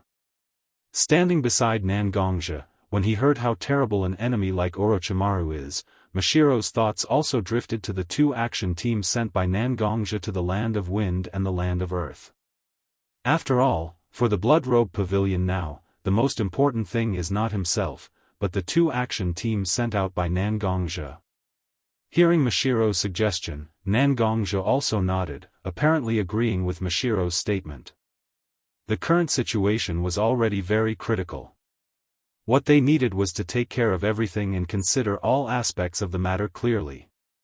Otherwise, if there is any mistake, it will directly lead to the loss of the whole game. Okay, after returning to the main tent, immediately give orders to the two action teams. Make sure they capture the Land of Wind and the Land of Earth as soon as possible, so that they can complete their plan as soon as possible. Only when the Blood Robe Pavilion stabilizes in the ninja world can we really achieve our goal.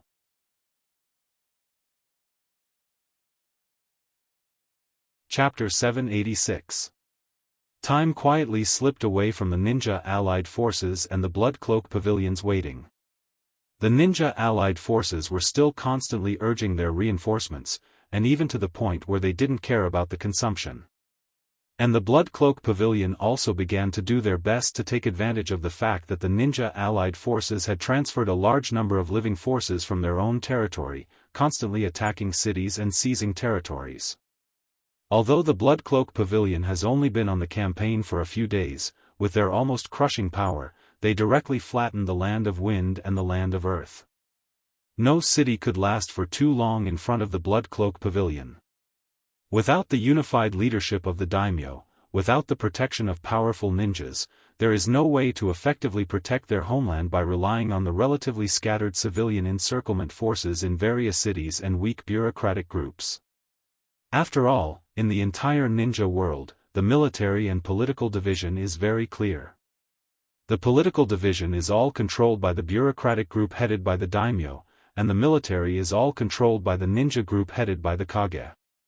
Almost all the military officers have undergone a certain period of training in the ninja village of their own country, but the only way to deal with ninjas is to use ninjas, other methods are just small things. Some civilians can also use the means to deal with ninjas. The people of the ninja village naturally won't easily teach these military officers who rely on the political groups to exist. Otherwise, if one day those ambitious military officers use such means to kill ninjas because of fear, wouldn't it be a terrible loss? Therefore, for various reasons, in fact, a large number of city guards stationed in the cities of the ninja world have actually become an existence that can only deal with civilians and maintain the order of ordinary people. However, even if they continue to flatten all the way, the size of the Land of Wind and the Land of Earth and the limited number of people of the ninja allied forces still pose an extremely great obstacle. Many disciples of the Blood Cloak Pavilion are actually in a state of exhaustion at this moment, but in order to complete the task assigned by the Blood Cloak Pavilion, they can only continue to move forward. At the beginning of the attack, the Blood Cloak Pavilion has already determined the battle policy, that is, after attacking a city, directly imprison the people who have the ability to resist, and directly impose martial law on the entire city. Except for the disciples of the Blood Cloak Pavilion, no one is allowed to enter or leave the city, even the soldiers of the small country alliance. Naturally, this was not done without a purpose. The Blood Garment Pavilion wanted to use this method to seal off the news that the Wind Country and Earth Country had been invaded. It can be said that so far, the whole melee plan has been very smooth. Those ninjas left behind in the hinterland of various countries haven't received the slightest news of their country being attacked. However, no one was a fool. There was no such thing as an impenetrable wall in the world. Under the continuous attacks of the Blood Cloth Pavilion, the land controlled by the ninja village was getting closer and closer. And in the cities built on these lands, ninjas gradually appeared, causing some resistance to the continued advancement of the Blood Cloak Pavilion. However, such resistance was not something worth paying attention to. After all, compared to unorganized ninja squads or even single ninjas, the Blood Cloak Pavilion was now engaged in a large-scale army battle. No matter how strange an individual's ability is, when facing the simultaneous attack of hundreds of thousands of people at the same time, it is impossible to have much room to play. After the Bloodcloak Pavilion once again captured a city of the Wind Country like before, after detaining the people with combat strength in the city, the Bloodcloak Pavilion withdrew from the city and continued to advance to the next city. At this moment, 2 prison guards from the Small Country Alliance were sitting outside the prison and chatting. The 2 prison guards were sitting at a square table at this moment. An oil lamp was lit on the square table, bringing some light to the slightly dim prison. In front of the 2 prison guards were a wine cup, and on the small square table, there were also a few dishes. The 2 prison guards seemed to be drinking to their heart's content at this moment, and their voices became slightly louder. It must be said that this group of internal strength cultivators of the Bloodcloak Pavilion is really powerful. They can directly capture such a high city without any effort. Even if it was the people of the 5 great ninja villages, they would have to spend more effort, right? A slightly younger prison guard looked at his colleague sitting opposite him and said with some emotion in his heart. The other jailer, who looked slightly older, looked at his colleague who was talking about the blood-clothing pavilion in an unrespectful tone. He put his finger on his lips and made a shoop sound to his colleague. He seemed to be a little nervous as he looked around and said to his colleague, "Sir, I'm sorry, but I'm sorry, but I'm sorry. Are you looking for death? How could you say something like that? Don't you know that our country's current reputation is actually supported by the Blood Garment Pavilion? We obey the Blood Garment Pavilion's every word. Even if we don't consider the name of the Bloodcloak Pavilion, we can't afford to offend any of them. Take a look at the previous battlefield. This group of capable people seemed to be born for battle. They directly charged through the rain of bullets and arrows. In the end, there were almost no casualties. Now it seems that whether it is the Wind Country or the Earth Country, they are slowly being controlled by the Bloodcloak Pavilion. When the time comes, the status of our small countries, which were originally bullied by the 5 great countries, will naturally rise. After all, the manpower of the Bloodcloak Pavilion is limited. At that time, based on the merits of our respective countries, we will definitely be rewarded. Now, what we should do is to do our job well and wait for the good days in the future." Hearing the elder's reprimand, the young jailer covered his mouth in fear. He obviously realized that what he said just now was a little too frivolous. After being reprimanded by the elder, the young jailer hurriedly smiled apologetically at the elder and said, I'm sorry, but I'm sorry, but I'm sorry. Brother, don't be angry. You and I have been partners for many years. I only spoke so casually in front of you. How would I dare to speak like this in front of others?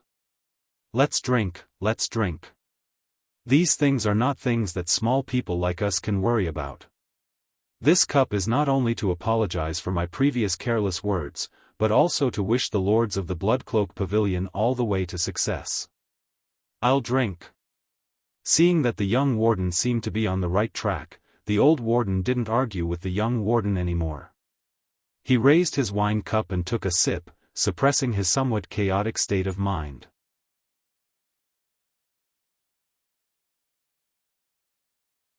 Chapter 787. Just as the 2 guards were drinking and eating, in the corner of the prison, an old man who looked very old and had a crooked body suddenly flashed a glimmer of light in his eyes under the shadow of his headscarf. Most of the prisoners in this prison were people with martial arts. It was quite strange that an old man could mix in with such a group of powerful people. When the Bloodcloak Pavilion attacked this city, they actually encountered a relatively tenacious resistance. However, after all, the comprehensive quality of the city guards was here. No matter how tenacious the resistance was, it was almost impossible to turn the tide when encountering the disciples of the Bloodcloak Pavilion who were far stronger than ordinary people. After the city completely fell, the people of the Bloodcloak Pavilion naturally learned the reason why the resistance here was relatively fierce from the captives of the city guards. When the Bloodcloak Pavilion attacked, it was this old man who stepped forward and showed his extraordinary combat experience, commanding the city guards to constantly resist the invasion of the Blood Cloak Pavilion. After receiving such news, the people of the Blood Cloak Pavilion naturally did not relax in the slightest. They immediately organized people to directly find this old man. After all, such a person who was proficient in war and had a lot of experience in fighting the enemy was too dangerous. Even if such a person was an old man who was about to die, they could not let him go. When this old man was faced with the encirclement of the Blood Cloak Pavilion, he seemed to accept his fate and was directly arrested by the people of the Blood Cloak Pavilion and temporarily detained in such a prison. This old man was none other than one of the two elders of the Sunigakure, Ebizo Hai. He was also the younger brother of Chio, who once resurrected Gaara, and the second grandfather of Sasori of the Red Sand. After Chio used forbidden jutsu to save Gaara's life, Ebizo Hai was quite disheartened and was unwilling to intervene in anything in the Sunigakure. Overnight, the place where Chio and Ebizo lived was directly destroyed, and Ebizo was nowhere to be found. No matter how hard the Sand Village searched, they couldn't find any trace of Ebizo. Ebizo, who had disappeared, was actually hiding in such a city located in the Land of Wind. He built a simple house outside the city and lived there, waiting for the day when he ran out of oil and went to find his sister. Even after the outbreak of the Fourth Shinobi World War, the disheartened Ebizo didn't return to the Sunigakure. When the Blood Garment Pavilion began to attack the city, Old Hai Zong was the first person in the city to notice the Blood Garment Pavilion's actions. Although Ebizo is not so willing to get involved in the disputes of the shinobi world, this city is actually an important economic center of the Land of Wind. After all, a large area of the Wind Country was covered by the desert. The place where such a tall city could be built was naturally a large oasis, supporting a large number of people and gathering a huge amount of wealth. After all, the Land of Wind is a place that he and his sister have been guarding for their whole life. The war against the outside world can be successful, but the Land of Wind must not collapse directly because of various reasons. It is precisely because of this that Ebizo directly stepped forward to lead the city guards in the city to resist the attack of the Blood Garment Pavilion. However, in the face of the strong offensive of the Blood Garment Pavilion, Ebizo himself was already disheartened and was ready to die. Naturally, he didn't prepare enough poison to resist the entire ninja allied forces. The city's defensive line resisted for a moment before the ninja allied forces tore a hole, and a large number of ninja allied forces directly attacked the city. However, according to Old Hai's observation, the Blood Garment Pavilion disciples did not directly clash with the civilians after invading the city. Instead, they attacked the city guards from both sides. They even sent a portion of their members into the city to control the civilian areas. Although their actions were rather violent, it seemed that the Blood Garment Pavilion disciples were very restrained. They did not start to burn, kill, and loot directly. Old Hai's eyes widened as he looked at the Blood Garment Pavilion disciples. It was precisely because of the extreme restraint of the Blood Garment Pavilion that Ebizo was more aware of the Blood Garment Pavilion's plan. War has always been because of two reasons: plunder or conquest. When the people who started the war occupied a city, they didn't think about how to accumulate wealth, but when they pacified the people, then their purpose naturally became clear. However, how large-scale the war was and what was the purpose of the Blood Garment Pavilion, just relying on such a battle wasn't enough to obtain enough information. Therefore, Ebizo hid his strength and was directly captured by the people of the Blood Garment Pavilion without any resistance. A person like him who suddenly appeared and helped the city guards to resist the attack of the Blood Garment Pavilion, as long as the Blood Garment Pavilion was ambitious in their heart, they would certainly interrogate him, recruit him, or kill him. They would certainly see the leader of the Blood Garment Pavilion attack and pry into some secrets. However, what was beyond Ebizo's expectation was that the people of the Blood Garment Pavilion didn't pay attention to an existence like him at all. They directly detained him and some people who had a certain strength in the city. After that, they directly left a large number of soldiers who seemed to be from a small country to detain them and directly withdrew from the city to prepare to attack the next city. Although it's not very similar to what I expected, but I also understand what the Blood Garment Pavilion is selling in the gourd. I didn't expect that the Blood Cloak Pavilion, which suddenly appeared at the beginning, would have such a plot. Swallowing the land of wind and the land of earth, which is directly swallowing half of the shinobi world into their stomach. What a big appetite. Ebizo sat in the corner. Although his complexion didn't change much, one of his hands directly stretched into his sleeve. A colorless and odorless fine powder silently drifted out from old Hai Zhang's sleeves. The prison wasn't spacious to begin with, and with the addition of a lot of people squeezed inside, it seemed to be even more compact. After this fine powder drifted out from Ebizo's sleeve, it directly rushed into the nostrils of everyone in the prison. At first, these people didn't have any special reaction, but as time passed, everyone's eyes became slightly red, and their breathing became extremely rapid.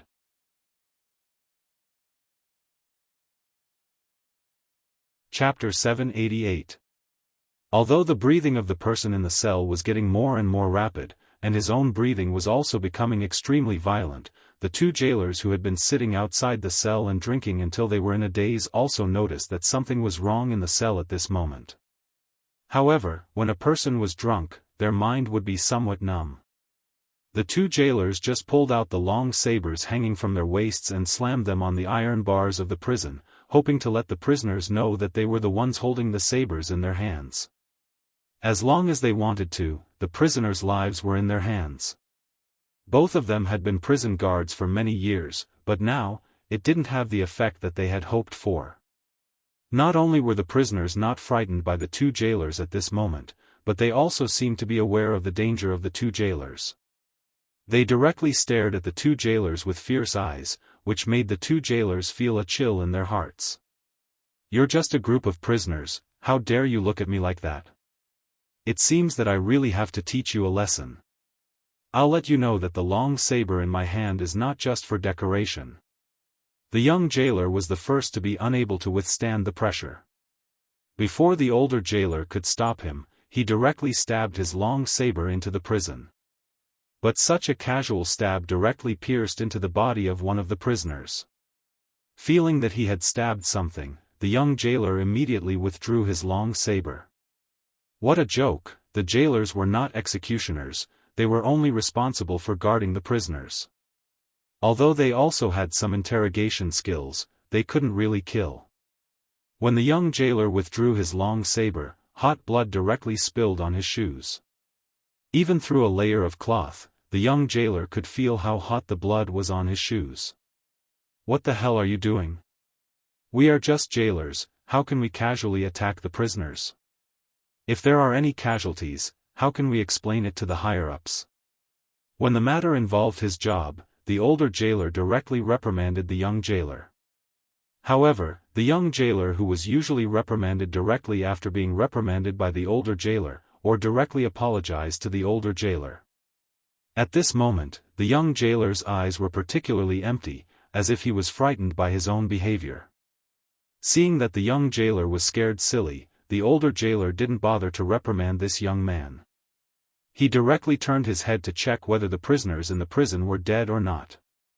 If someone was really dead, then he must find a way to dispose of the corpse, otherwise it would really lead to a disaster. But when the older jailer cast his eyes on the prisoners in the prison, he was also shocked by the prisoners in the prison. These prisoners seemed to be stimulated by the blood that splashed out when the young jailer stabbed one of the prisoners. Their eyes directly turned scarlet, and the whites of their eyes were completely replaced by scarlet blood. Each of them was emitting an extremely dangerous aura. "You! All of you better behave yourselves. Right now, we are all in prison and there is a huge army guarding outside. What kind of trouble can all of you cause?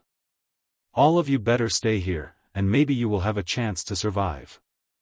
Otherwise, the army outside will directly crush us. How can you stop them with your weak kung fu?"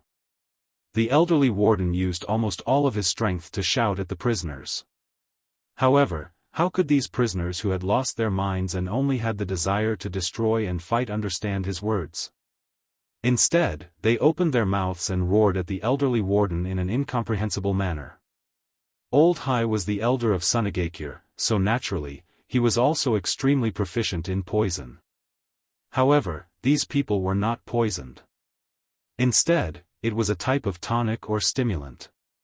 But as long as an ordinary person inhaled a highly diluted mouthful of this tonic, they would be able to recover their spirit. At this moment, Old Hai directly increased the dosage of this tonic to more than 5 times the daily dosage. This dosage directly caused the prisoners to completely lose their self-consciousness, and their brain nerves to lose their sense of pain, which doubled their combat effectiveness. Seeing that these prisoners were almost enraged, Old Hai's hands that were hidden in his sleeves were all stretched out at this moment. Chakra condensed at the fingertips of Old Hai, and these chakra threads wrapped around the hard iron bars under Old Hai's control. The highly condensed chakra threads had become extremely tough and sharp at this moment.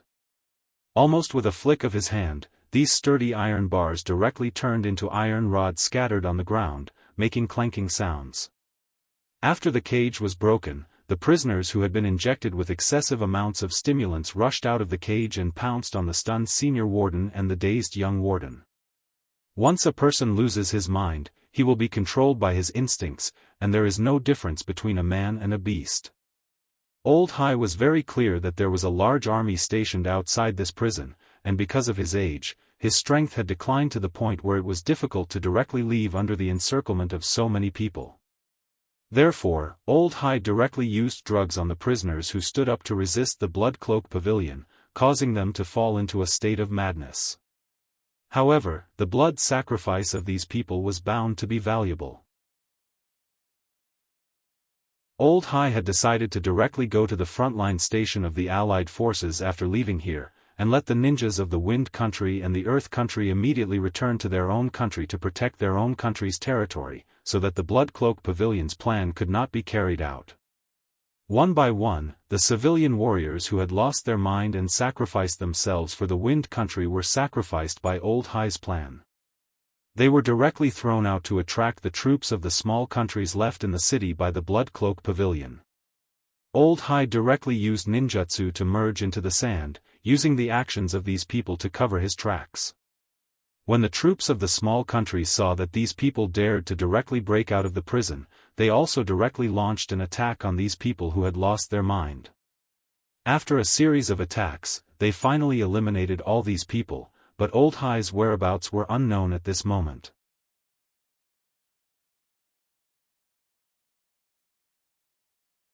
Chapter 789.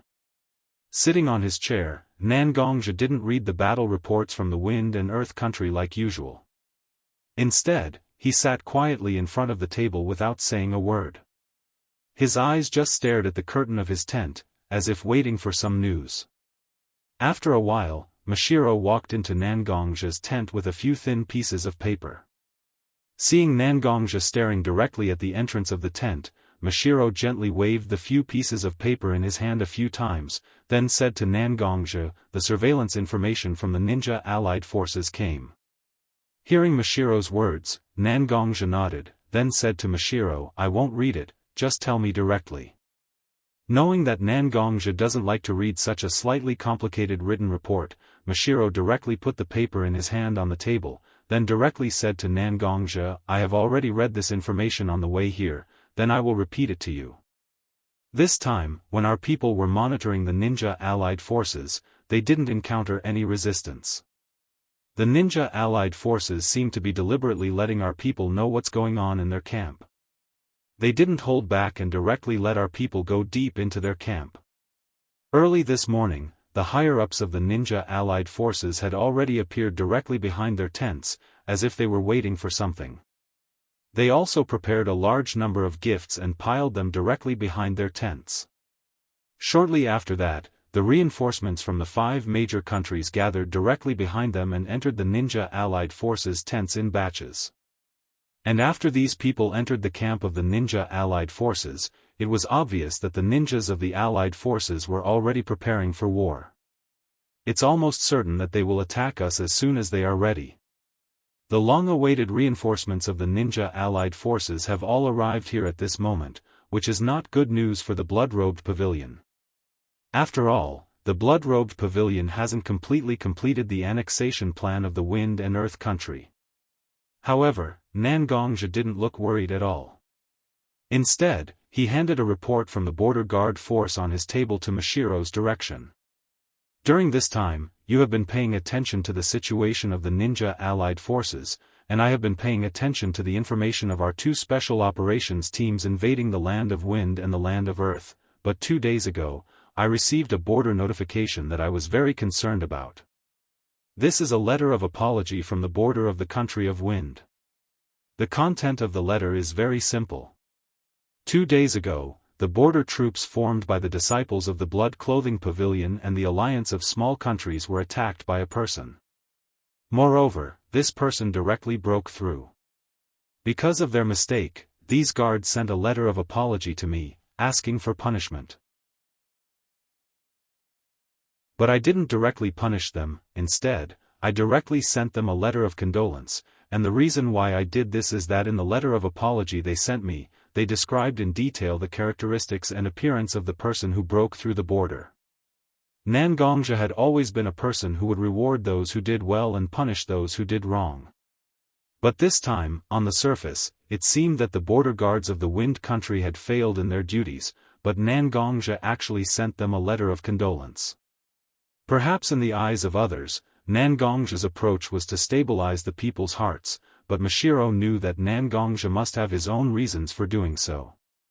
After opening the letter of apology from Nangongzhi, Mashiro directly skipped the boring words of admitting guilt and asking for punishment, and directly flipped the letter to the appendix at the end. In the appendix, there was a portrait drawn by the blood-robed pavilion disciples according to the observation at that time, and after seeing such a portrait, Mashiro was suddenly slightly stunned. He had a slightly stooped body, a white headscarf, long white eyebrows, and a large robe. Even though he was dressed like this and looked like an ordinary old man, Mashiro felt a sense of déjà vu from him. As if to confirm something, Mashiro then looked at the battle records of such a person beside the portrait. Using a variety of poisons with unknown effects. Extremely rich combat experience. Very good at finding the weakness of others and attacking it. This person could be. Suddenly, the name of a person who had disappeared without a trace appeared in Mashiro's mind. After hearing Mashiro's uncertain voice, Nangongzhi also nodded to Mashiro, apparently telling Mashiro that his guess was correct.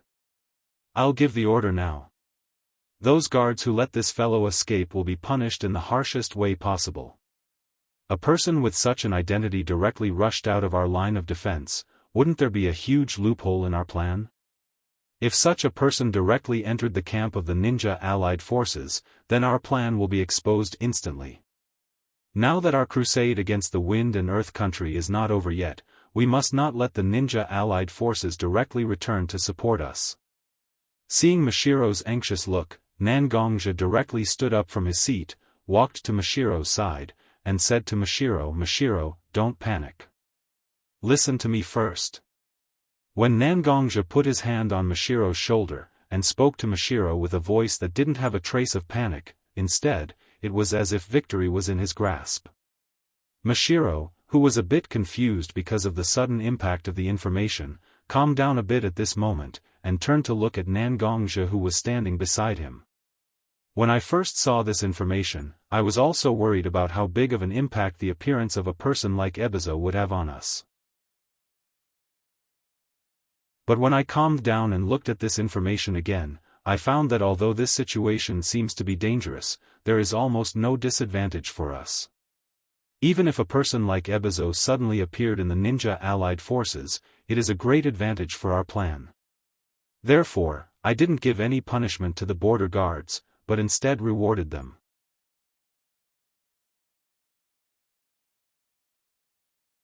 Chapter 790. When we see how much harm such a situation may bring to us, we ignore an important factor, and that is time. Seeing that Mashiro has calmed down, Nangongzhi also began to slowly explain to Mashiro why he didn't punish the border mixed forces for their negligence, but instead issued a rather comforting circular letter. The reality that we are facing now is that our troops have yet to completely occupy the Wind and Earth countries' territories. Therefore, we need to buy some time for them to complete their predetermined objectives. So under the inertia of thinking, we will think that such a task of delaying the world will inevitably fall on us. Only by ensuring that our plan is in the dark can we make the ninja allied forces pay attention to us and buy enough time for the other two teams to invade the wind and earth country. But when we jump out of the inertia of thinking, can we assign such a task of delaying the world to others? After all, Mashiro is not a stupid person. When Nangongjia's words have already reached such a situation, he naturally quickly understood what Nangongjia meant by assigning the task of delaying the world to others. You mean, in fact, we can let the ninja allied forces drag us down? Hearing that Mashiro finally understood his meaning, Nangongjia also nodded directly, then continued to say to Mashiro, yes, that's right. There are many people in the ninja allied forces who are injured. Although they have been recuperating for a while, they have not fully recovered. And these ninjas who rushed to the battlefield under the repeated urging of the ninja allied forces will naturally not be so energetic.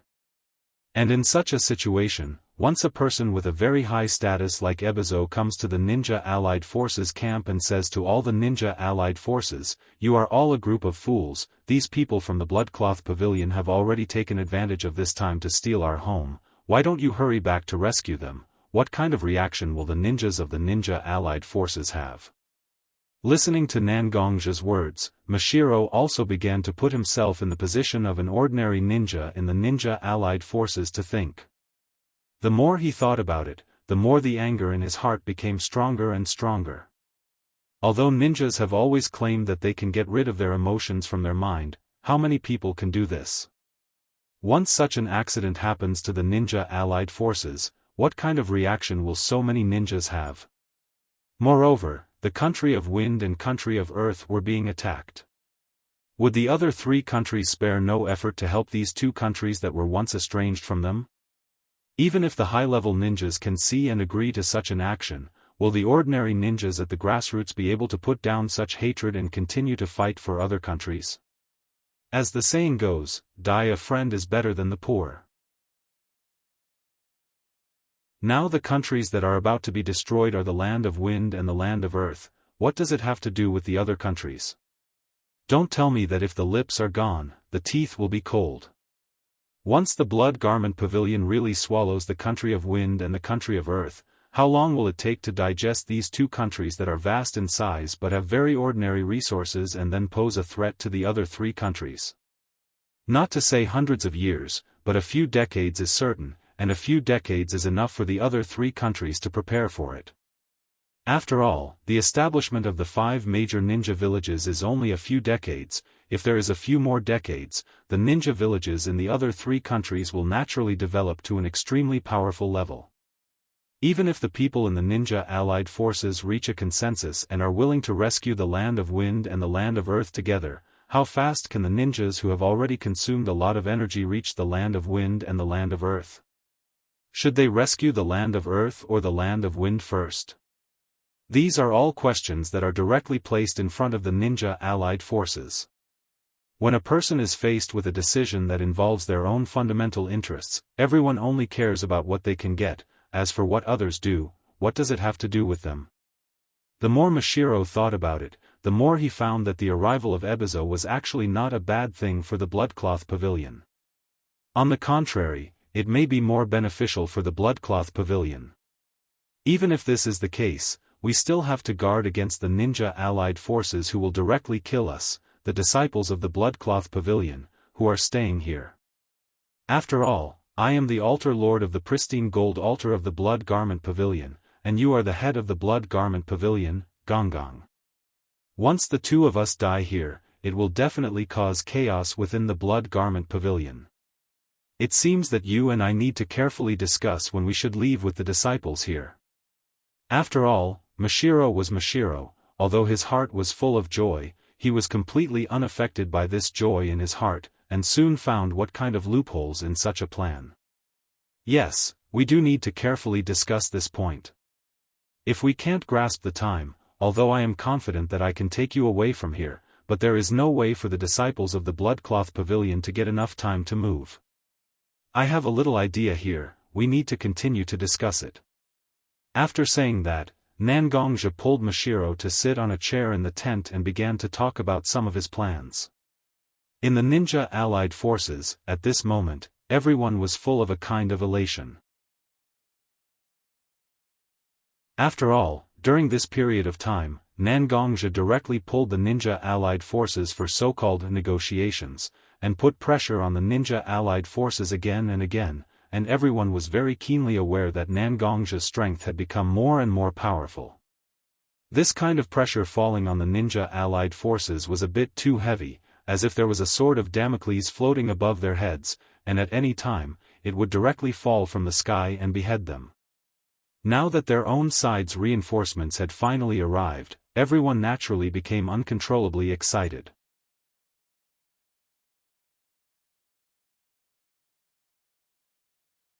Chapter 791. While the ninja allied forces were constantly preparing for the war, in the Sunagakure camp, a person was respectfully welcomed into a tent located in the center of the Sunagakure camp, which was only slightly smaller than the ninja allied forces' main tent. Gaara was sitting in his seat at the moment, his eyebrows tightly knitted together, looking very dignified. This time, Gaara really wanted to get enough benefits in the battle with the Blood Cloak Pavilion, so he directly took out the Sunagakure's capital. Although Gaara didn't regret his decision, such a situation still made Gaara very nervous. He was afraid that because of his own problems, Sunagakure would fall out of the top 5 shinobi villages ranking. He didn't know how long it would take for Sunagakure to be submerged in the torrent of history. His eyes swept across the topographic map of this battlefield again and again. Gaara's mind constantly recalled the attack plan that had been set before, trying to find loopholes in it to reduce the danger that the Sunagakure ninjas might face.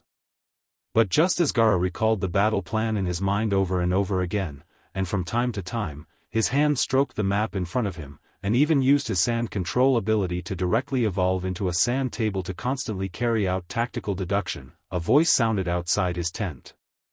Reporting to the Kazekage-sama, a distinguished guest has come to visit. When he was concentrating on the Sunagakure's plan, he was suddenly disturbed. In fact, Gaara's heart was a little angry. Although without the influence of Shikaku, Gaara's violent character had been restrained a lot. After all, a leopard can't change its spots. Most of the time, Gaara couldn't completely control his temper. But such anger only lasted for a moment. Gaara quickly recognized his master from such a voice. It was the voice of Maki, the Kazekage's chief assistant. Even Maki, who could be said to be the most powerful person in the Sunagakure, would respectfully call him a distinguished guest. Gaara naturally wouldn't be so angry. After a little adjustment to restore his calm, Gaara waved his hands and directly dispersed the sand table in front of him. "Please come in." Gaara's voice spread out, and the curtains of his tent were lifted up. At this moment, Maki personally opened the curtain and welcomed the person behind him into Gaara's tent. The moment he saw the person who came, the suppressed anger in Gaara's heart disappeared without a trace, because the person who walked into his tent was none other than Chiyo's younger brother, the Sunagakure's old man Hai Laozo, who saved Gaara at the cost of her own life. "Hai Laozo-sama. It's been a long time. I thought you were no longer willing to come into contact with the trivial matters of the world and directly lived in seclusion." After all, he owed Chiyo's life, and Hai Laozo's status in the Sunagakure was too high. Facing such a person who worked hard and had a lot of involvement with him, Gaara naturally put down his arrogance as the Kazekage. He stood up from his seat and walked in front of Hai Laozo.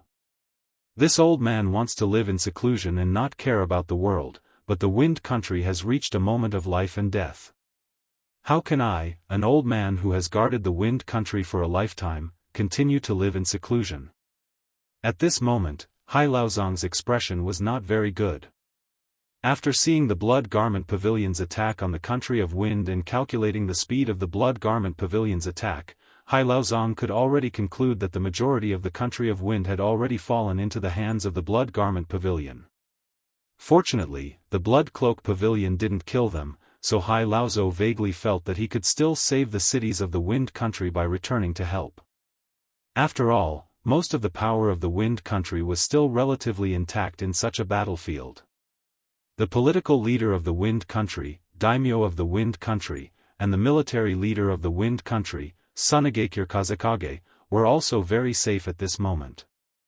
As long as they could return to the Wind Country again, there was still a possibility of restoring the Wind Country again. However, Hai Laozo knew that the Wind Country had been invaded, but Gaara didn't know. Gaara listened to Hai Laozo's tone that was not particularly respectful, and his respect for Hai Laozo was greatly reduced. I am the Kazekage of the Sunagakure village of the Wind Country. Now you, a person who has retreated to the second line and didn't even appear in the battle, dared to directly scold me for dragging the Wind Country to the brink of destruction. Isn't this a slap in the face in public? And now Baki was here, whether it was to maintain his dignity as the Kazekage or to vent his anger at Hai Laozo's undisguised scolding, Gaara said to Hai Laozo in a very unfriendly tone. I don't know what I did wrong to make you, an elder of the Wind Country, directly scold me like this. Hearing Gaara's unfriendly tone, old Hai glanced coldly at Gaara and said, Let's go. Let's go. Do you know what happened after you directly transferred a large number of ninjas from the Wind Country? As soon as Hai Laozo's words came out, Gaara's heart sank. After all, he transferred most of the power of the entire Sunagakure village, which may indeed damage the interests of the entire Wind Country. Without the threat of ninjas, it is very likely that there will be many rebellions in the Land of Wind, and it is naturally impossible to play a big role by relying only on those weak and flowery city guards. Seeing Gaara's sudden silence, Hai Laozo completely ignored the change in Gaara's expression at this moment. Instead, he directly glanced at Baki standing beside him. With just a glance, Baki directly left the tent, and a large number of Sunagakure ninjas directly surrounded the tent where Gaara and Hai Laozo were located to prevent anyone from eavesdropping on the conversation between Gaara and Hai Laozo. Seeing Baki leave so tactfully, Hai Laozo also said to Gaara, who was very silent in front of him. The Blood Cloak Pavilion has led a coalition of many small countries to attack the Wind Country and the Earth Country. Although I don't know what the current situation of the Earth Country is, most of our land has fallen into the control of the Blood Cloak Pavilion.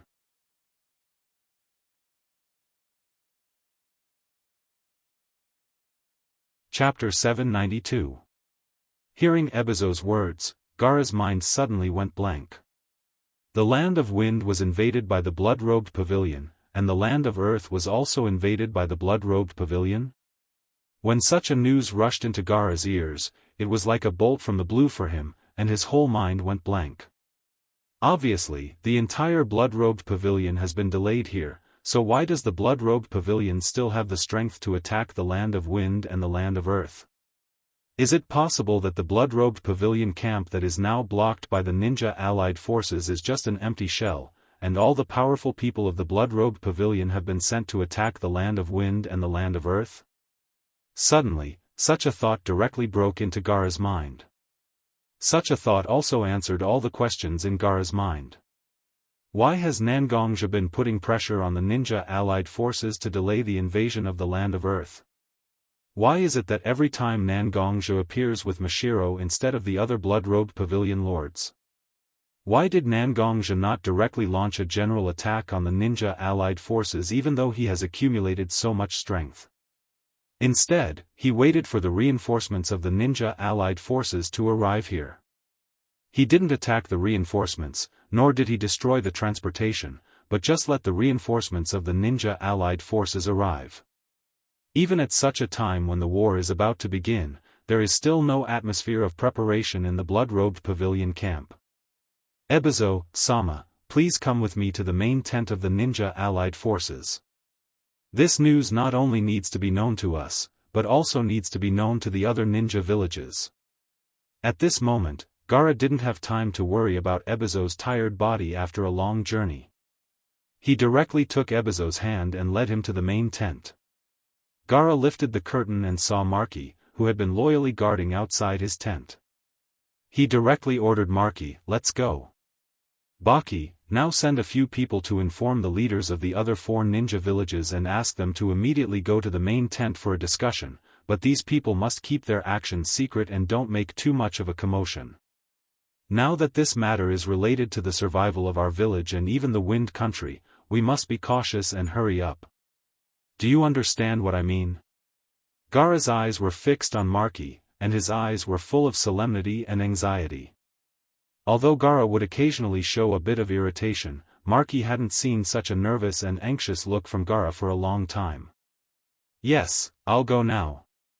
Hearing Baki's response, Gaara directly left the Sunagakure's garrison and rushed toward the main camp in the center of the ninja coalition army. The people of the other 4 villages were all gathered outside the main camp at this moment. After meeting each other, they were quite confused. After all, Gaara's secret and anxious method of notification didn't explain anything clearly, and he directly asked the leaders of the 5 villages to come directly to the main camp. Even a fool can fully see the seriousness of the situation, but looking at the other people who seemed to be as confused as him, they immediately understood that such information should be only known by the Sunagakure, and it was very important information that may affect everyone. After confirming each other's gazes, everyone opened the tent's curtains and entered the main tent. At the moment when the curtain was opened, everyone was attracted by the scene in the tent. In the center of the main camp, Gaara has directly created a huge sand table with his sand control ability. The huge space of the main camp is almost completely occupied by the sand table at this moment. This sand table is not only the sand table of this battlefield, but the sand table of the entire ninja world. At this moment, Gaara and a stooped old man with white eyebrows stood on the sand table, representing the Wind Country, and looked at the group of people who walked into the tent. Everyone. I have a piece of information here that is not so good to tell you. First of all, I want to declare to you that such information was personally brought back by our Sunagakure's old man Hai, and it is completely trustworthy. After saying this sentence, Gaara didn't care about the reactions of the people of the other villages. He directly told the representatives of the other 4 villages the information he had just heard from Old Man Hai, and constantly deduced the attack range of the Blood Cloak Pavilion on the sand table. Seeing that the Blood Cloak Pavilion had almost flattened the Wind Country and the Earth Country, Kitsuchi, the representative of the Earth Country, was also filled with panic at this moment. He said to Gaara, "Kazakage-sama. Is what you said true? The Blood Cloak Pavilion actually sent such a powerful force to attack our country directly under our eyes, and now they are almost done with the attack." Gaara seemed to have expected that some people would not believe it, so he nodded to Old Man Hai who was standing behind him. Old Man Hai also directly understood Gaara's meaning. He took off his slightly loose robe directly, revealing his back to the other representatives of the Ninja Coalition Army. "We have already had a confrontation with the Blood Cloak Pavilion, and I think you all know what kind of performance these internal force cultivators of the Blood Cloak Pavilion have in the battle. Everyone should take a look here. I think you should understand, right?" On old Hai Zhang's back, there was a huge cut made by a sharp weapon. Moreover, this cut did not seem to have any intention of recovering. It was still scarlet red. From the looks of it, old Hai Zhang had also used some methods to stop the bleeding. Otherwise, old Hai Zhang would have already died from excessive blood loss. The disciples of the Blood Cloak Pavilion are good at using internal force to attach to their weapons, and most of them use swords. Once the internal force causes injuries on the human body, it will directly attach to the wound. As long as the internal force is not obliterated, the wound will never recover.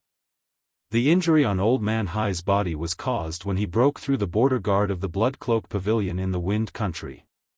Presumably, this is enough to prove that the Blood Cloak Pavilion has already reached the Wind Country, right?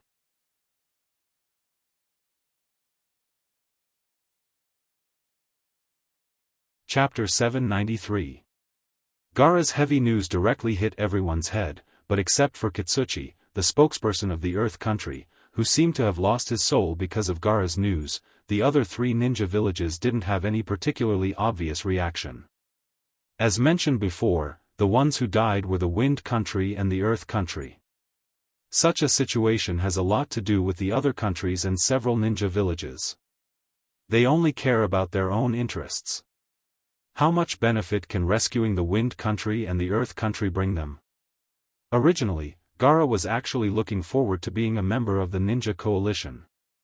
At this moment, the other ninja villages that stayed out of this matter could directly express their feelings for their allies here. But unfortunately, there was only endless indifference in front of Gaara. I don't know what you plan to do after hearing such news. Looking at Orochimaru, Mei, and standing in front of him, Gaara asked directly, obviously hoping that they could give him a direct answer here. The geographical location of the water country itself was very special. The isolated water country was actually quite self-sufficient. Therefore, Terumi Mei, who represented the interests of the water country, felt Gaara's gaze at this moment. She averted her gaze because she was afraid of meeting Gaara's gaze. She had to show Gaara the attitude of the water country and the mist village.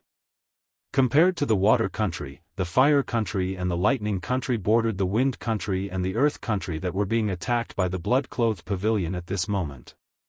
Although the two countries can take advantage of the situation of the wind country and the earth country being invaded to directly ask for more from the two countries, it's naturally better to swallow the fat meat in their own mouth than to put it in the hands of others.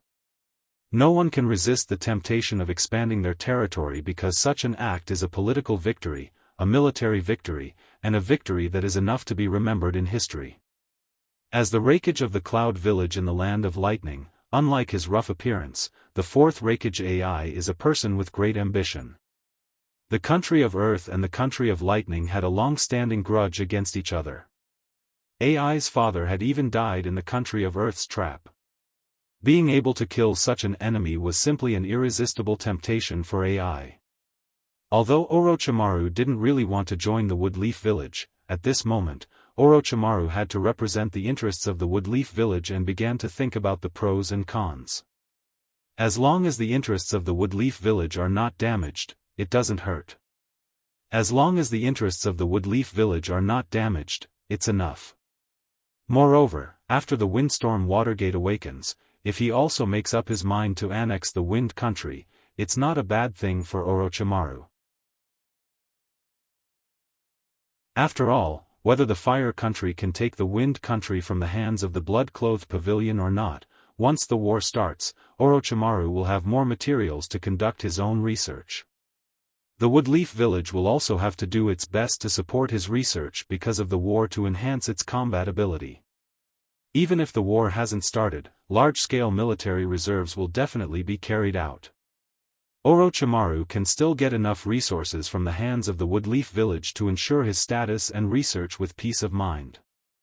Looking at Terumi Mei dodging left and right, and looking at Orochimaru and AI's flickering eyes full of ambition, Gaara knew that he has parted ways with these people to a certain extent. In this case, Gaara naturally won't waste his breath here with the ninja allied forces. Instead, he directly returned to the Sunagakure camp without saying a word. At this moment, Sunagakure was also directly ready to leave the ninja allied forces camp. Although Kitsuchi, as the agent of Iwagakure, couldn't completely make the decision for Iwagakure at this moment, he also knew that the other villages can't be counted on at this moment. He directly returned to his camp and told the higher-ups of Iwagakure about the reality of the situation. He directly went to the ninja allied forces camp where the wounded were recuperating and picked up Inoki, who was in a coma. It didn't take long for them to leave the ninja allied forces camp. Watching the two villages of the Earth Country and the Wind Country leave the ninja allied forces camp one after another, Orochimaru also looked at Terumi Mei and AI standing opposite him and said, "It seems that it's unrealistic to expect Sunagakure and Iwagakure to fight with us against the Blood Cloak Pavilion. I don't know what you two think. I think if we directly gather our most powerful forces at this time and launch a direct attack on the Blood Cloak Pavilion's camp, there is a great possibility that we can directly kill Nangongzhe and make the Blood Cloak Pavilion leaderless, making it easier for us to act in the future." Orochimaru's voice at this moment was full of undisguised temptation. It seemed that he really hoped that Terumi Mei and AI could directly attack the Blood Cloak Pavilion with Woodleaf Village. In fact, what Orochimaru said at this moment was very tempting, but thinking that it was because of Orochimaru that the Blood Cloak Pavilion got enough opportunities to attack the Wind Country and Earth Country, and Orochimaru's expression at this moment made them feel uneasy.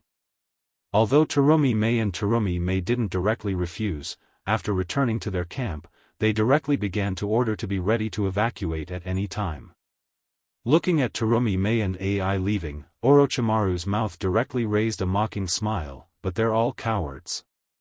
They were just slightly stimulated by my attitude, so they went back directly. Little did they know that your moment of hesitation and even giving up actually gave the Blood Cloak Pavilion a rare opportunity. Ha ha ha.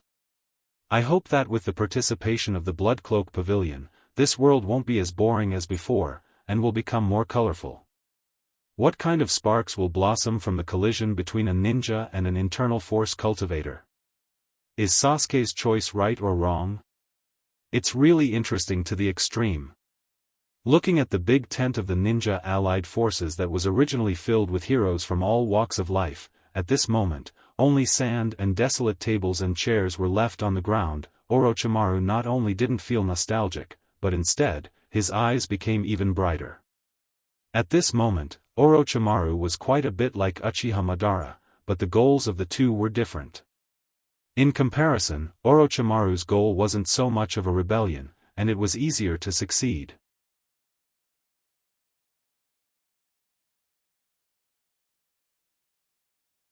Chapter 794. In the Blood Cloak Pavilion camp, Nangongja looked at the disciples of the Blood Cloak Pavilion who had completely evacuated, and then looked at the last piece of information in his hand, with an imperceptible smile on the corner of his mouth. The information written on this piece of information was actually very simple. It was a piece of information about Tsunagekyu's old man, Hai Laozo, entering the ninja allied forces camp. In fact, after seeing such information, Nangongja knew that the Blood Cloak Pavilion's victory was already in their hands. No matter what decision the ninja allied forces makes, or what decision the people of Iwagakure and Tsunagakure make, they can no longer stop the Blood Cloak Pavilion's plan from being completed. Everything has come to an end. Putting the paper in his hand on the oil lamp, the flammable paper was directly burned by the flames at this moment. Throwing the burning paper casually, Nangongja said to Mashiro who was standing beside him. Mashiro, it seems that it's time to leave. Nangongja put his hand on the hilt of the Sword of Heaven's Tribulation, injecting a large amount of his internal strength into the sword, and constantly guiding the force of nature into the sword. A very mysterious wave was directly emitted from the sword. Pulling the sword out of the scabbard, the internal strength and force of nature that had been accumulated in the sword directly burst out at this moment. The two forces collided and directly tore a small crack in the world barrier. Stretching out his hand, Mashiro also tacitly stretched his hand directly into Nangongja's hand. Looking at Mashiro, the smile on Nangongja's face became more intense. Holding Mashiro's hand tightly, Nangongja directly pulled Mashiro into the space gap created by Nangongja. When Nangongja and Mashiro's figures disappeared, the flame on the burning paper that Nangongja threw out didn't extinguish. Instead, it spread directly after touching the ground. That's right, after all the disciples of the Blood Cloak Pavilion evacuated, the entire Blood Cloak Pavilion camp was directly filled with flammable materials. Nangongja was actually prepared for both sides. Once the ninja allied forces launched an attack on the Blood Cloak Pavilion, Nangongja could use these flammable materials to directly cause the final damage to the ninja allied forces before leaving. However, after waiting for so long, the ninja allied forces still didn't attack the Blood Cloak Pavilion. Nangongja was also too lazy to wait for the ninja allied forces to make a move.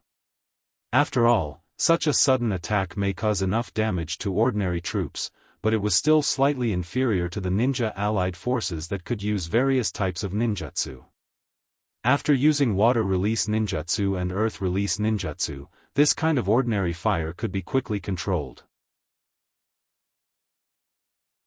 The more he thought about it, the more Nangongzhi felt that staying here was simply a waste of time. Therefore, after thinking about it for a while, Nangongzhi directly made up his mind to directly go to the battlefield of the Wind Country and the Earth Country to command on the spot. The flame spread directly in all directions. Whenever the flame passed through a Bloodcloak Pavilion camp, it would be directly stimulated by the flammable materials inside and become more violent. After a while, the flame had become so big that even though it was still daytime, it was still so conspicuous. The ninjas in the ninja allied forces were not incompetent. Because of the sudden departure of Sand and Rock Village, there were some discordant voices in the ninja allied forces. But in the face of foreign enemies, the ninja allied forces were still united. Almost after discovering that the Bloodcloak Pavilion camp suddenly had a big fire, the ninja allied forces immediately came to the vicinity of the Bloodcloak Pavilion to investigate. Because of the obstruction of the fire, the advance troops sent by the ninja allied forces couldn't directly invade for a while. After discovering such a situation, they immediately reported it to the ninja allied forces headquarters. The Mist also immediately sent a team of water ninjas directly to the Bloodcloak Pavilion camp. The 4 water release ninjas worked together to cast the water release ninjutsu. Although the fire was very big, after the efforts of the 4 of them, the fire was quickly extinguished, revealing the ruins of the building. Judging from the residue, it can be judged that there is no trace of human activity in the Bloodcloak Pavilion camp. The disciples of the Bloodcloak Pavilion have obviously left the Bloodcloak Pavilion camp in advance. The advance troops of the ninja allied forces were very agile and directly cleaned up the Bloodcloak Pavilion camp, which had been turned into a charred black area, and directly found no less than 20 tunnels. These tunnels lead to everywhere. Obviously, the disciples of the Bloodcloak Pavilion also directly left the Bloodcloak Pavilion camp in such a primitive but difficult to find way. Orochimaru, Terumi Mei, and AI also hurriedly came to the hinterland of the Bloodcloak Pavilion camp. Seeing the ashes and the more than 20 tunnels left by the Bloodcloak Pavilion, their faces became very strange in an instant. Who would have thought that the Blood Garment Pavilion would use such a primitive method to quietly leave the camp and launch a sneak attack on the Kingdom of Wind and Kingdom of Earth? Damn it! AI was burning with anger at this moment, and directly punched a burned pillar. The pillar that was burned by the flames became extremely fragile at this moment, and AI's bombardment directly smashed such a pillar into pieces. Terumi Mei's face was gloomy at this moment, and she didn't say a word with a cold face. On the contrary, Orochimaru, who has always been called Lankuan, had a relaxed look on his face at this moment, and even had a slight smile on his face. It was as if he had suddenly discovered someone else's cheating method when playing a game with others. He had a sense of excitement as if he had discovered someone else's secret. Such a battle ended with the silence of the ninja allied forces and the withdrawal of the Bloodcloak Pavilion, but there is no doubt that the Bloodcloak Pavilion has become the winner of such a battle. With such a battle, the Bloodcloak Pavilion has directly taken the Wind and Earth Country into their own hands. As long as they can block the final counterattack of Sunagakure and Iwagakure, the Bloodcloak Pavilion's plan can be considered to have been implemented. On the contrary, the ninja allied forces suffered heavy losses at this moment, and directly lost 2 allies, and there was no gain at all, which made everyone in the ninja allied forces very angry, but there was nothing they could do.